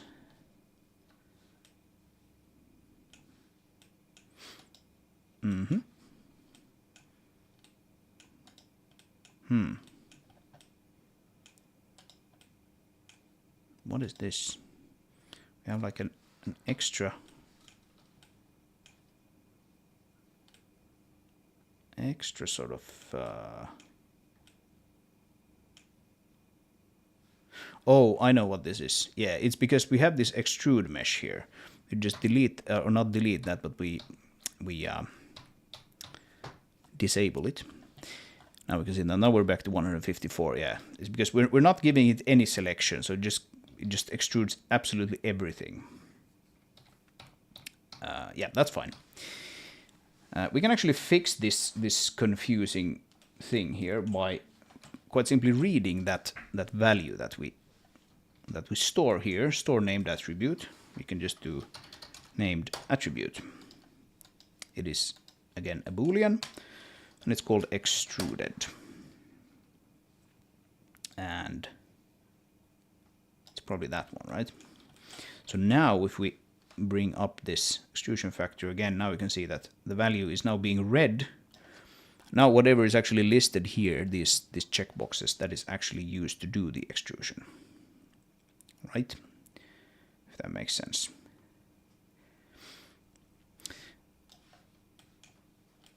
And so that's pretty handy, because that means that now that we have selected all the nodes here that we actually want to extrude as a first pass. Now we can actually do a second pass in here between the actual extrusion and where we wrote these, and look at what we originally wrote, and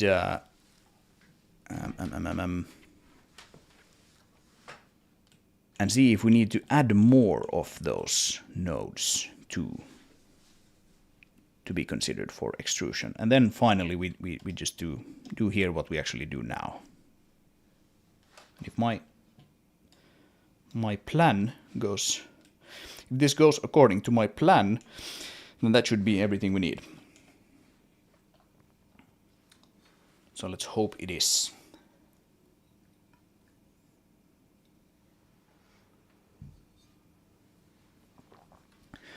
Right, so this is where it gets a little complicated.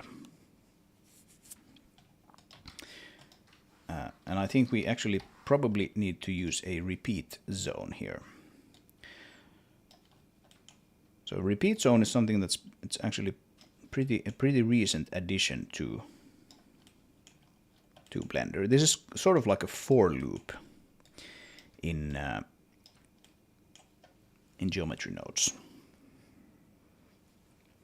And I hope I understand how this works now, because we need to essentially, let's consider this face here. It has an index, and that index is, what is it? 100, and now we can make the offset a bit larger. We can see that index. It's 114. It's the index of this face.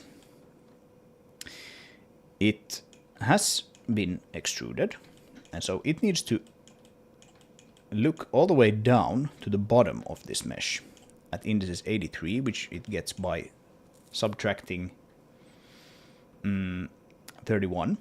So again, this horizontal resolution -1. Then doing it again, 52, and then once more 21. It needs to mark all of those as extruded as well. And so that's why we need this for loop here, or a repeat zone, also known as a for loop, to be able to sort of traverse the mesh all the way down there and mark everything as extruded. So I think and I hope that this will actually do what we want. And what we do want to do is essentially this. We want another one of these store named attribute things here. Right, so if we enable this guy, all of the extrusions go away. We're writing them here, but then we're overriding them later. And the value is obviously set to false. We can toggle everything on again here. Even the top ones get selected. That's not what we want to do. Instead, we want to determine, has the current faces extruded attribute already been set? In that case, just write it there again. If it hasn't been set, has the one right above it been set? Etc., etc.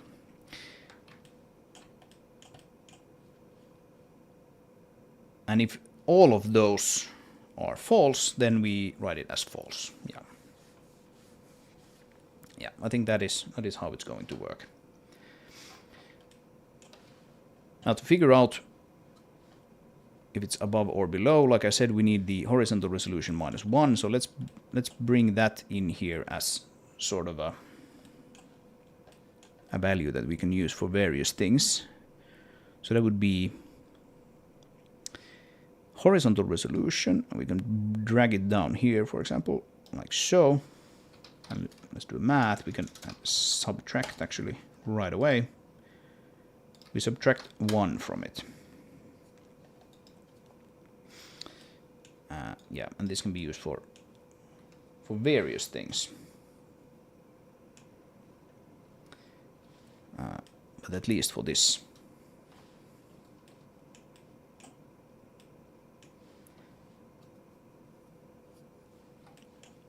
Okay. So let's start by just reading this attribute, named attribute. Again, let's put it in here. I think this thing should expand, but it probably only expands. Okay, no. Okay, that's not what I wanted. It probably expands when we connect it there. Right. So if the Boolean extruded is true, then we write it as true, or we have this other thing that we'll come to, but let's do a Boolean math and make that an or, plug that in there, and we plug this in here. Right.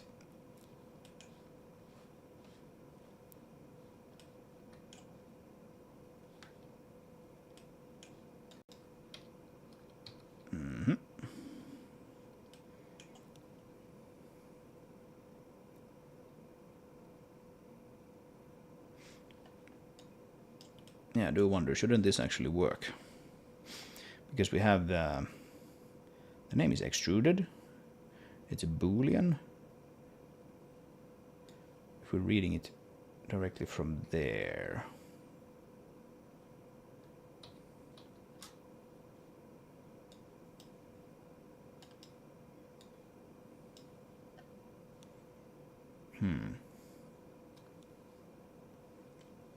Oh, right.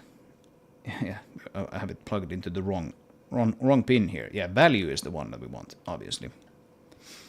Yeah, selection this should just be run for everything. And this is one of the sort of tricky things to wrap your head around with these geometry nodes, is that selection allows you to specify what you set here. If you don't have that connected to anything, it runs for everything.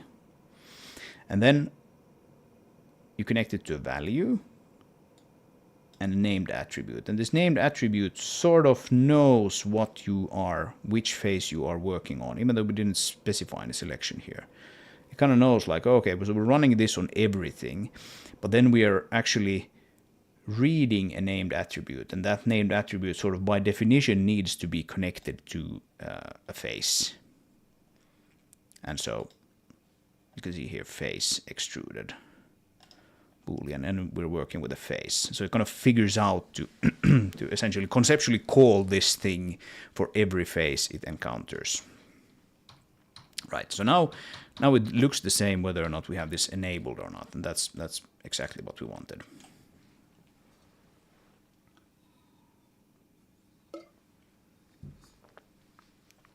All right. So that is what I wanted. Now we want to do this index math trick here. Right. So, let me quickly look at my notes here to make sure I have it correctly set up.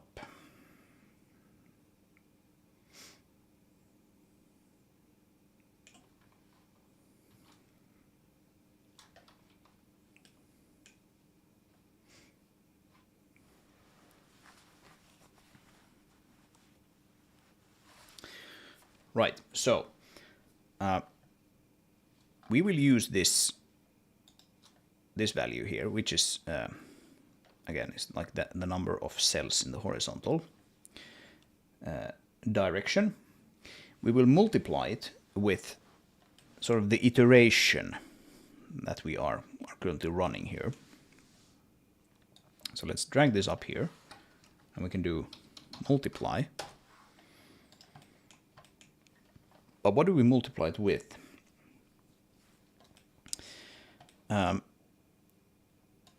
If I understand this correctly, and I hope I do, then we can quite simply add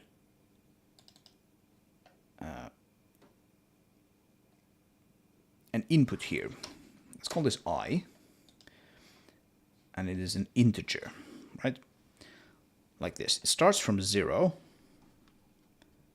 and we need to sort of plug the value into this repeat output, and then it gets fed to us back. So this is essentially like our iterator or accumulator in a for loop in a programming language. So if I now bring this down, let's maybe, yeah, we can bring this in here, value, and then let's see if I remember how to actually add one of these reroutes.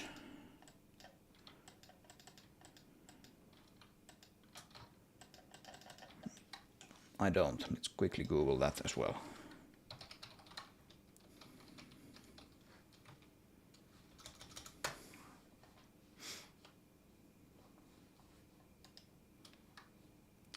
Shift and right mouse button. Oh, well, sweeping across. Okay, that's how it works. Okay. All right. And now we can move it like this, I think. And yeah, we need to do the addition, you know, like an I++ in a programming language. So let's do that here, and then we add 1 every iteration, and then we feed that value back into I. So now if I understand this correctly, now we have essentially our I variable telling us which iteration we are on. Right, and we can multiply now this index with that value.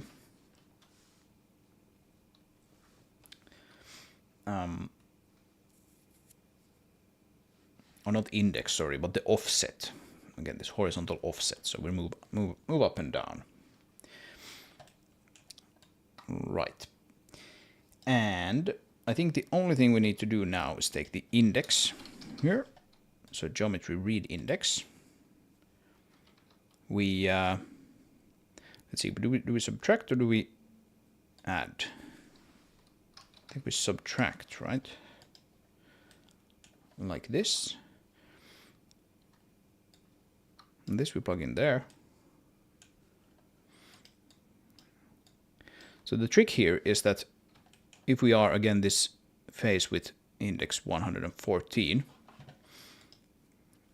then we need to figure out, okay, so was sorry, actually, if we are on the phase with index 83, right, then we need to figure out, was the phase with index 114, was that extruded? If it was, then we need to mark this as extruded as well. And to be able to sort of ask on behalf of this 114, we need to use a node called evaluate at index, right? And so this is the index that we want to use here. And the value is the same named attribute. And now this thing we can feed into this boolean thingy. Oh, I probably had it the other way around now. Right, add is not doing anything. Oh, it's right. It's boolean and it's face. There we go.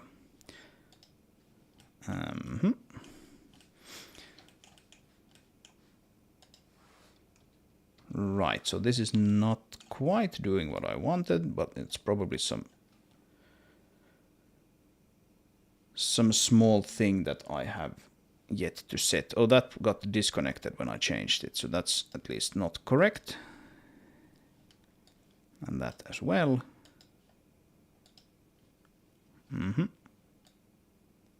Yeah, still sort of the same thing. Let's see. Yeah, that doesn't seem to do anything.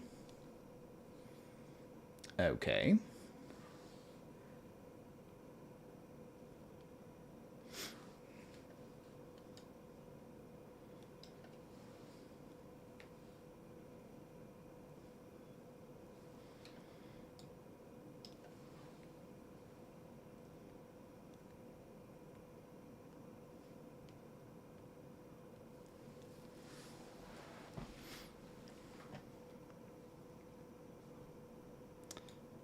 Let's just disconnect that and make like an AND. That should now get rid of everything, and it did. That's good. Or should bring everything back, and it did.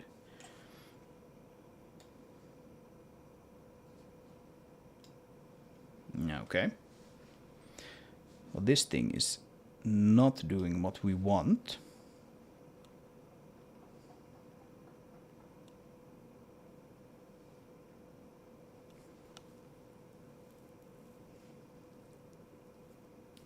Oh. Yeah. Okay, so it's probably an add in this case. Yeah. All right, I just needed to bring up the iterations. So here you can see that we're not running this any iterations at all. We're running it only one iteration. And now that we are increasing this, we are moving downwards. And now there should be no cases where we have an extruded face. Can again isolate this guy. We have an extruded face, and there's another one below it which is not actually extruded, and it doesn't seem to be the case. Like this is the case without the fix,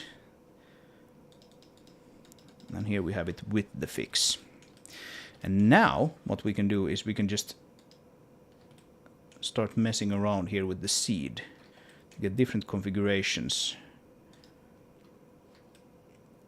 And occasionally you get these sort of almost like cuts in the rock cliff face. We can bring the factor down, and we should get more of them, and we do. Look at that. Pretty cool. Hey Tutu, welcome back. Nice to have the gang together. Yeah, here we have one place where we have a couple of faces next to each other.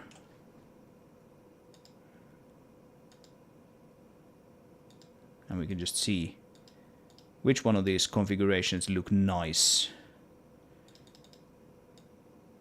And we have essentially an endless number. Technically not endless, I guess, because we have only so many different combinations, but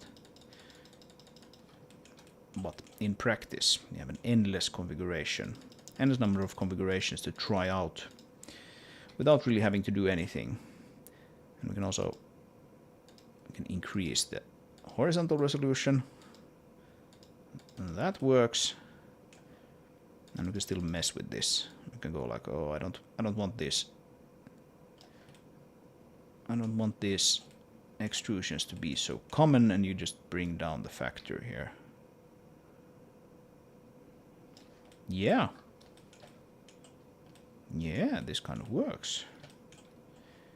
Isn't that cool? You can bring the scale in.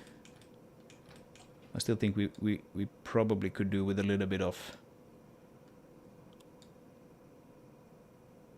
variation in that scale.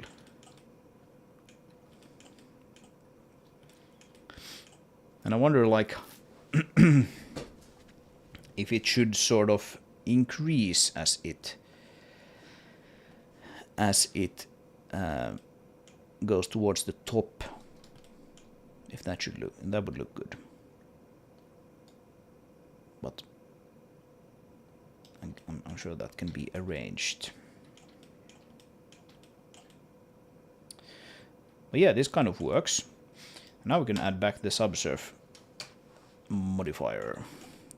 And we get this weird looking cliff.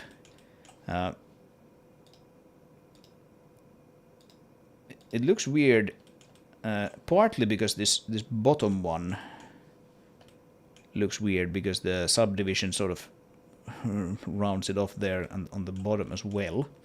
That thing would most likely be underground. It actually kind of isn't currently. But if we bring the whole thing downwards a little bit. Now it's sort of sitting inside the ground. And yeah,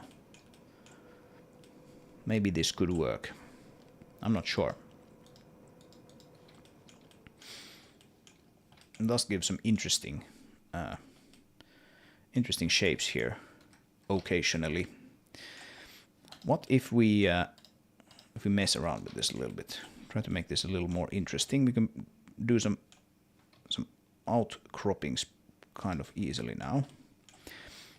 Except, of course, we have this thing again where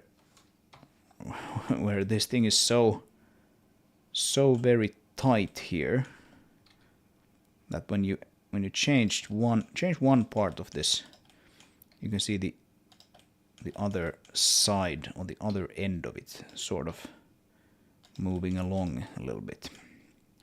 And that may be a sign that I shouldn't make these perhaps quite this long.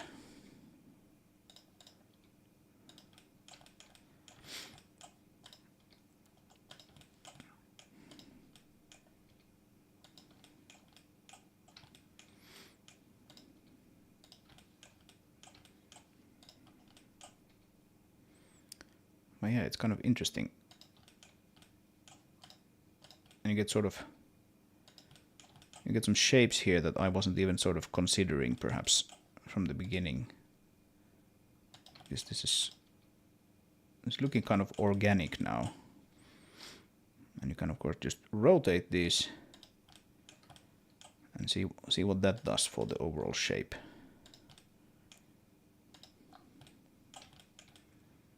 So it's kind of interesting.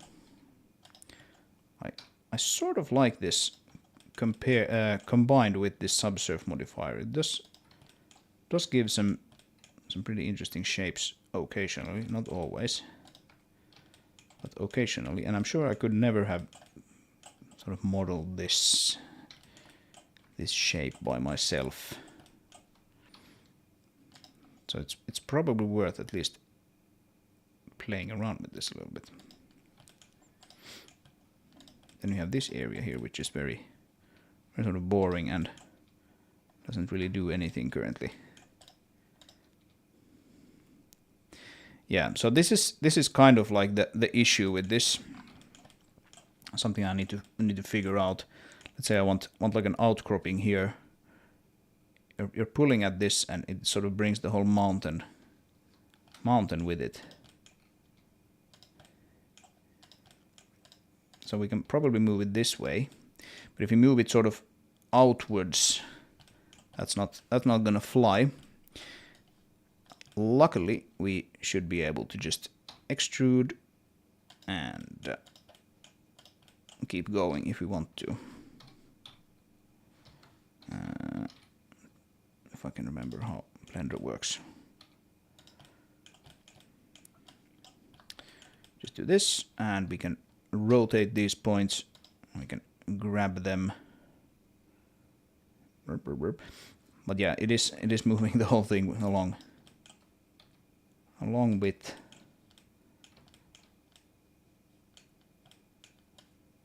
the curve.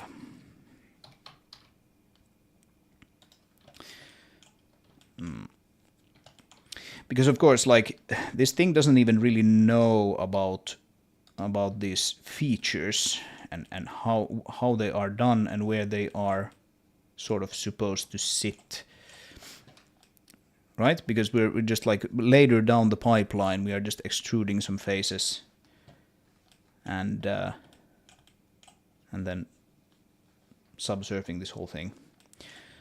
So if you're pulling here and something here sort of moves along in a way that you're not very happy with, then there's not much you can do about it other than you can just try out some different configuration here of shapes. Some of these look kind of funky.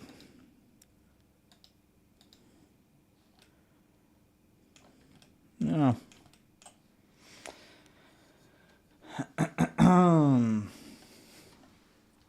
Maybe even some sort of little plateau. Yeah. Yes. Well,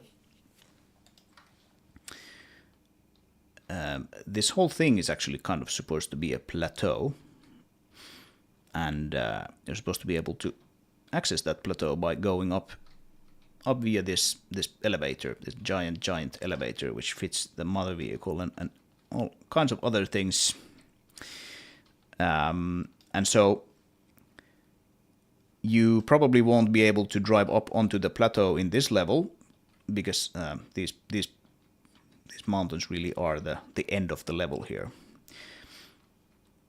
If you're standing here on this outcropping here, you can essentially sort of get a pretty good overview of the map as it is designed currently. Well, there's some stuff here behind the refinery that you can't see, but that is sort of the idea. Then probably the mission after this is going to take place on top of the plateau. But that is a story for another time, as they say. So yeah, here we're really sort of designing sort of level border cliffs.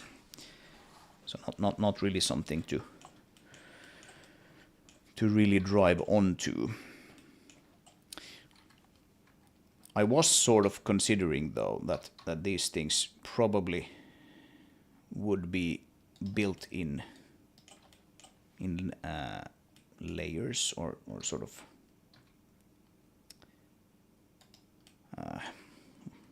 what should I call it? You could have sort of several of these, right? Something like this. This is actually a pretty interesting test case. Now let's get rid of this thing here. That is annoying me. We have this part of the white box cliff poking through. Let's get rid of that, like so. Did I not get rid of that actually? Did I just hide it? I probably hid it. Let's delete it completely. Right. So it could be designed like this, in several layers, or sort of terraces. Yes, terrace. Terrace was the word I was looking for. And the idea here now is that you can take these guys, maybe you can sort of rotate them a little bit, maybe bring them in a little bit, and probably these ones as well. So grab and not Z, bring them in like so, and now you should just be able to. We have some distortion here because I haven't done this properly. So this would need to be done a bit more carefully, but I'm sure you get the idea. Now we can just mess around with the random seed for this one, and you should be able to get a pretty different upper terrace just by messing around with the random seed here. Something like this.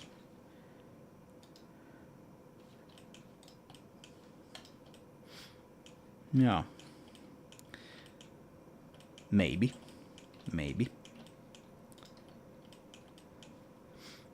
And then maybe before this goes into the game, you actually merge these into one mesh, or maybe chop it off at this point. I still think I'm probably doing this at a slightly too large of a scale. The mesh should probably end here, and then there would be another one that would continue. Whoop. But yeah, this is kind of promising. We can scale that up. Oh, actually, just the Z.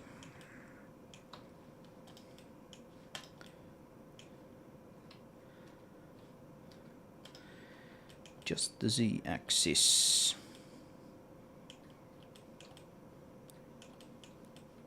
Yeah, this looks kind of interesting already. Let's see, viewpoint, is it? Navigation, it's navigation, it's walk. Like if you're... I'm not building a first-person shooter, of course, but... or a first-person game, but I think this looks kind of imposing already. Pretty cool. So yeah, not bad.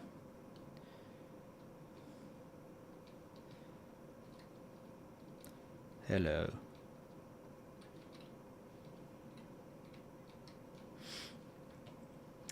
Yeah. Pretty cool stuff.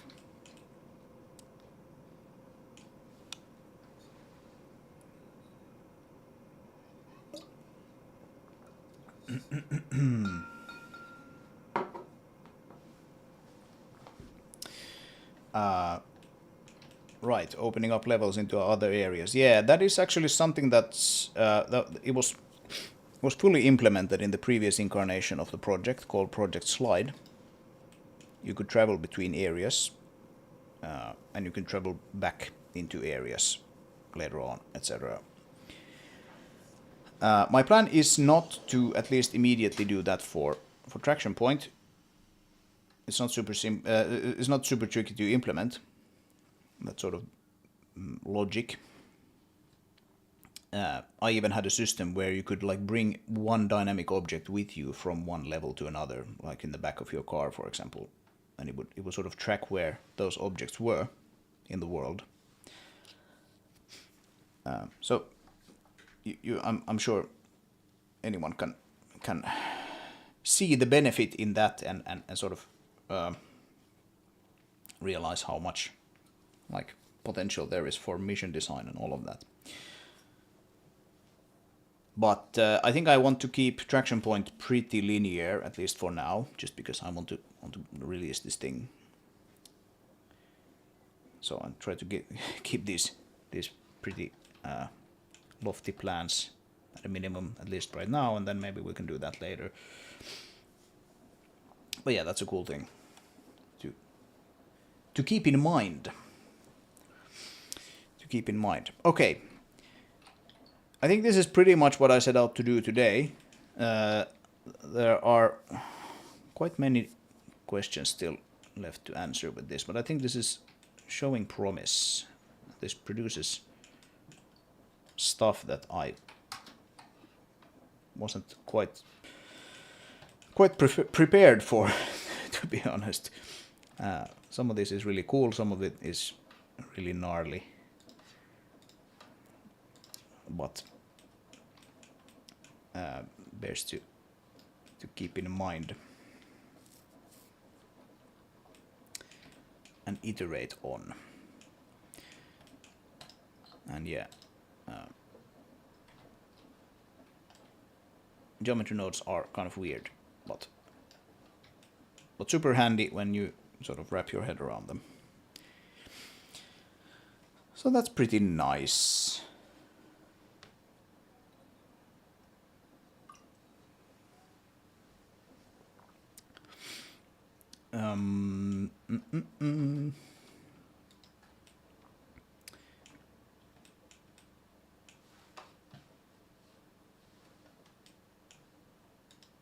So basically now I should be able to take my cliffside generator.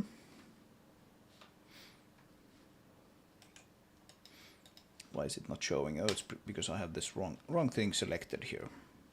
So it's not actually that complex of a node graph, this thing.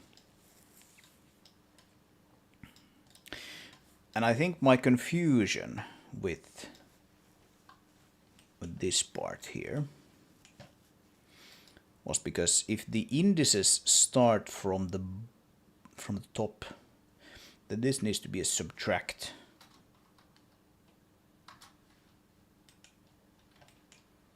Right? I think that is how it works. You can look at this other one, which is slightly taller. If we disable that one, and then we disable that one. So now we have these things, sort of, these cases again where something is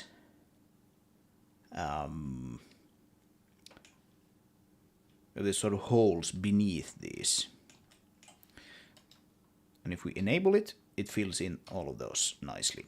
That, of course, that is what we set out to do. But if we make this a subtract, then it goes the other way. Then fills it up upwards. Yeah. Yeah, that's interesting. Maybe that is something that we would actually, that we might want to have as well.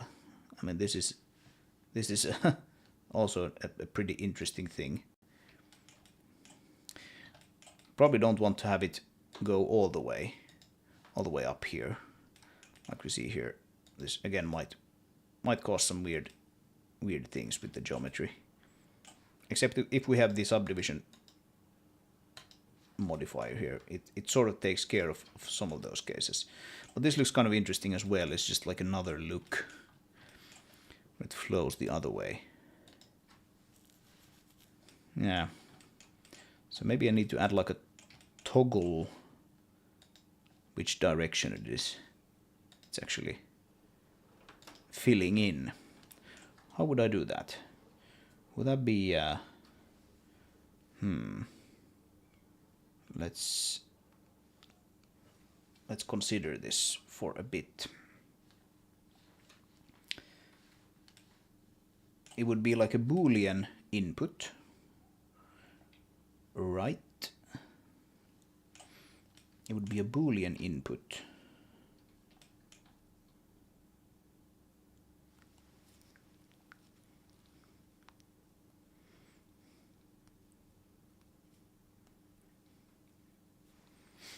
And if the Boolean is true, then we do an add, and if it's false, then we do a subtract. How do we actually express that with geometry nodes? I don't really know. I don't really know how that's done.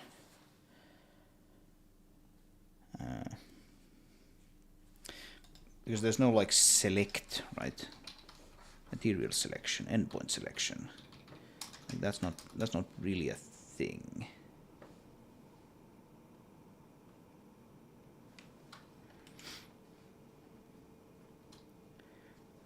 Yeah, if someone knows, then please let me know as well. Let's see.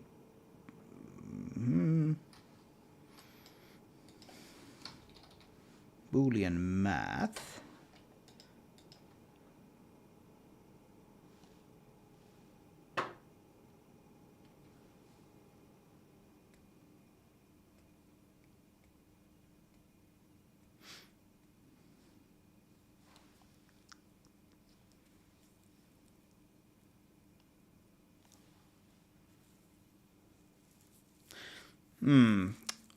what we probably can do here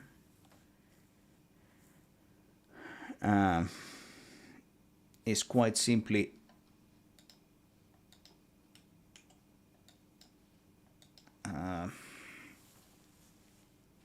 negating this thing, right? Negating whatever comes out of here.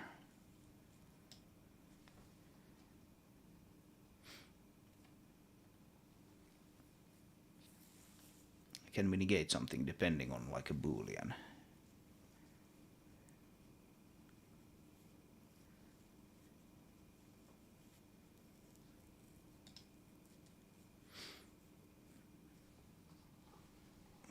How would that work?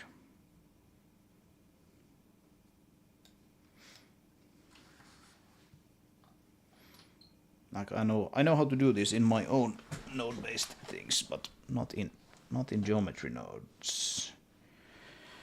Math.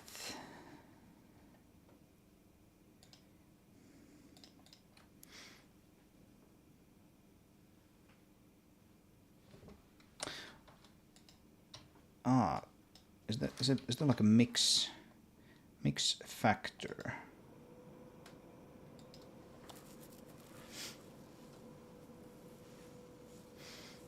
So factor would be essentially like a boolean. Let's see. See if we can put in a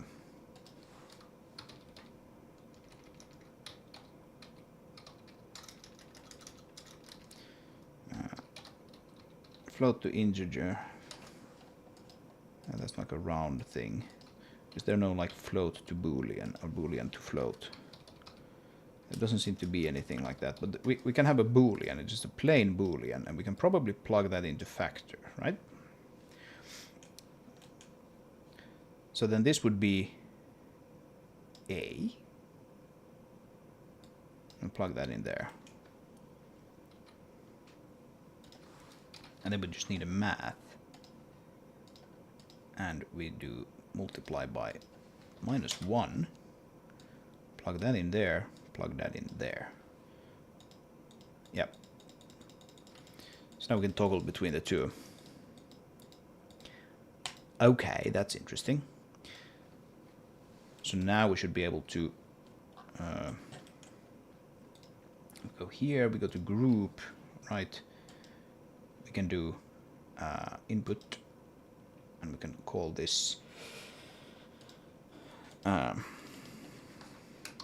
flip extrusion flood or something like that, because we're sort of flood filling in upwards or downwards. That's a boolean, and we can delete that, and we can plug it into there. So now we can toggle it from here. Yeah, okay, so that's how we do it. That is how we do it.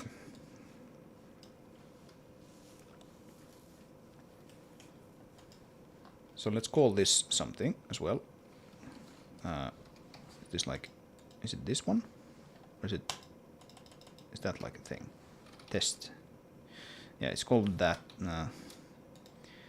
But that's not really what I want to. That's what's that called? Repeat. See, repeat input is the thing. Yeah. Let's add a frame around all of this. So a frame. Move all of them into the frame. Yeah, this is strange with this repeat node, when it has this sort of area. You kind of think that it would be like a node, but it's not really a node. Right, that's how it looks now. Looks weird, but it's fine. So let's do like flood fill in quotation marks the extrusion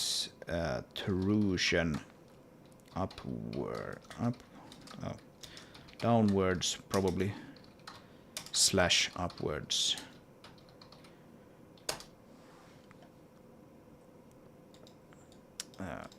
Yeah, that's probably pretty quite good enough of an explanation, at least for myself. Okay, so now we have even more toys to play around with.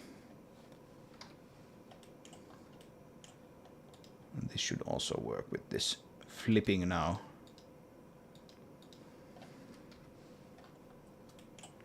Yeah, you get really sort of unexpected things happening with these procedural things.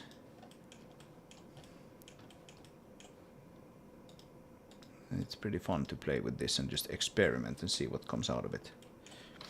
So you can have like this one, for example, here with like a flat top like this, because it goes downwards. And then this top one you could have with this top, which is sort of rounded off, or the other way around if you like that better. Yeah. Oh well. I need to now try to use this. now I have it created, at least a version of it. Now I need to try to use this to create actual content. But with a little bit of luck, it should make creating these things actually a lot faster. So let's hope that is the case. Okay, people, I think we are pretty much done for today. We can end here by playing the game just idly a little bit. So, apart from these cliffs, and I think I might actually, like I mentioned in the beginning of the stream, I might do like a subdivision surface pass on these cliffs, just to round them out ever so slightly. It might look better, but that remains to be seen. But apart from that, I think this is sort of like the look that we're going for here. The thing that still remains to be done is to actually light map this area and then add in light probes. That should make it nicer. This building is actually sort of placed here because it gives me an opportunity to have sort of like a darker place to test out the indirect lighting with this art style. Make sure it works. Make sure the tech works first of all, and then make sure it sort of works artistically. That's one reason why the building is there. The other reason is sort of like a gameplay reason, which I won't spoil currently. But that's basically that. And then hopefully once I get these cliffs put in, I can model this end of the level, this part of the level here. And once that is done, I probably will take a little bit of a break from this visual stuff and actually implement the mission. Go back to implementing the mission. So basically doing gameplay again.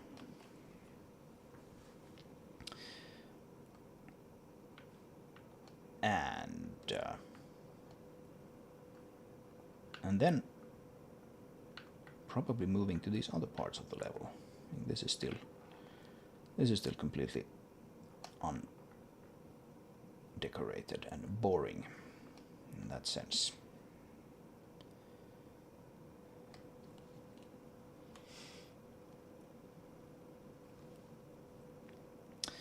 Cool.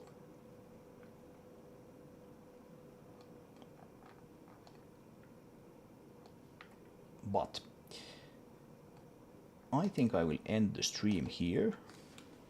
Thank you to everyone who followed along. If you were here from the very beginning, then I apologize. The beginning was kind of slow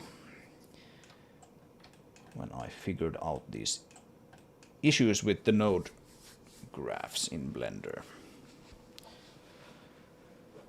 But we did eventually get pretty far. I think this looks kind of interesting. This is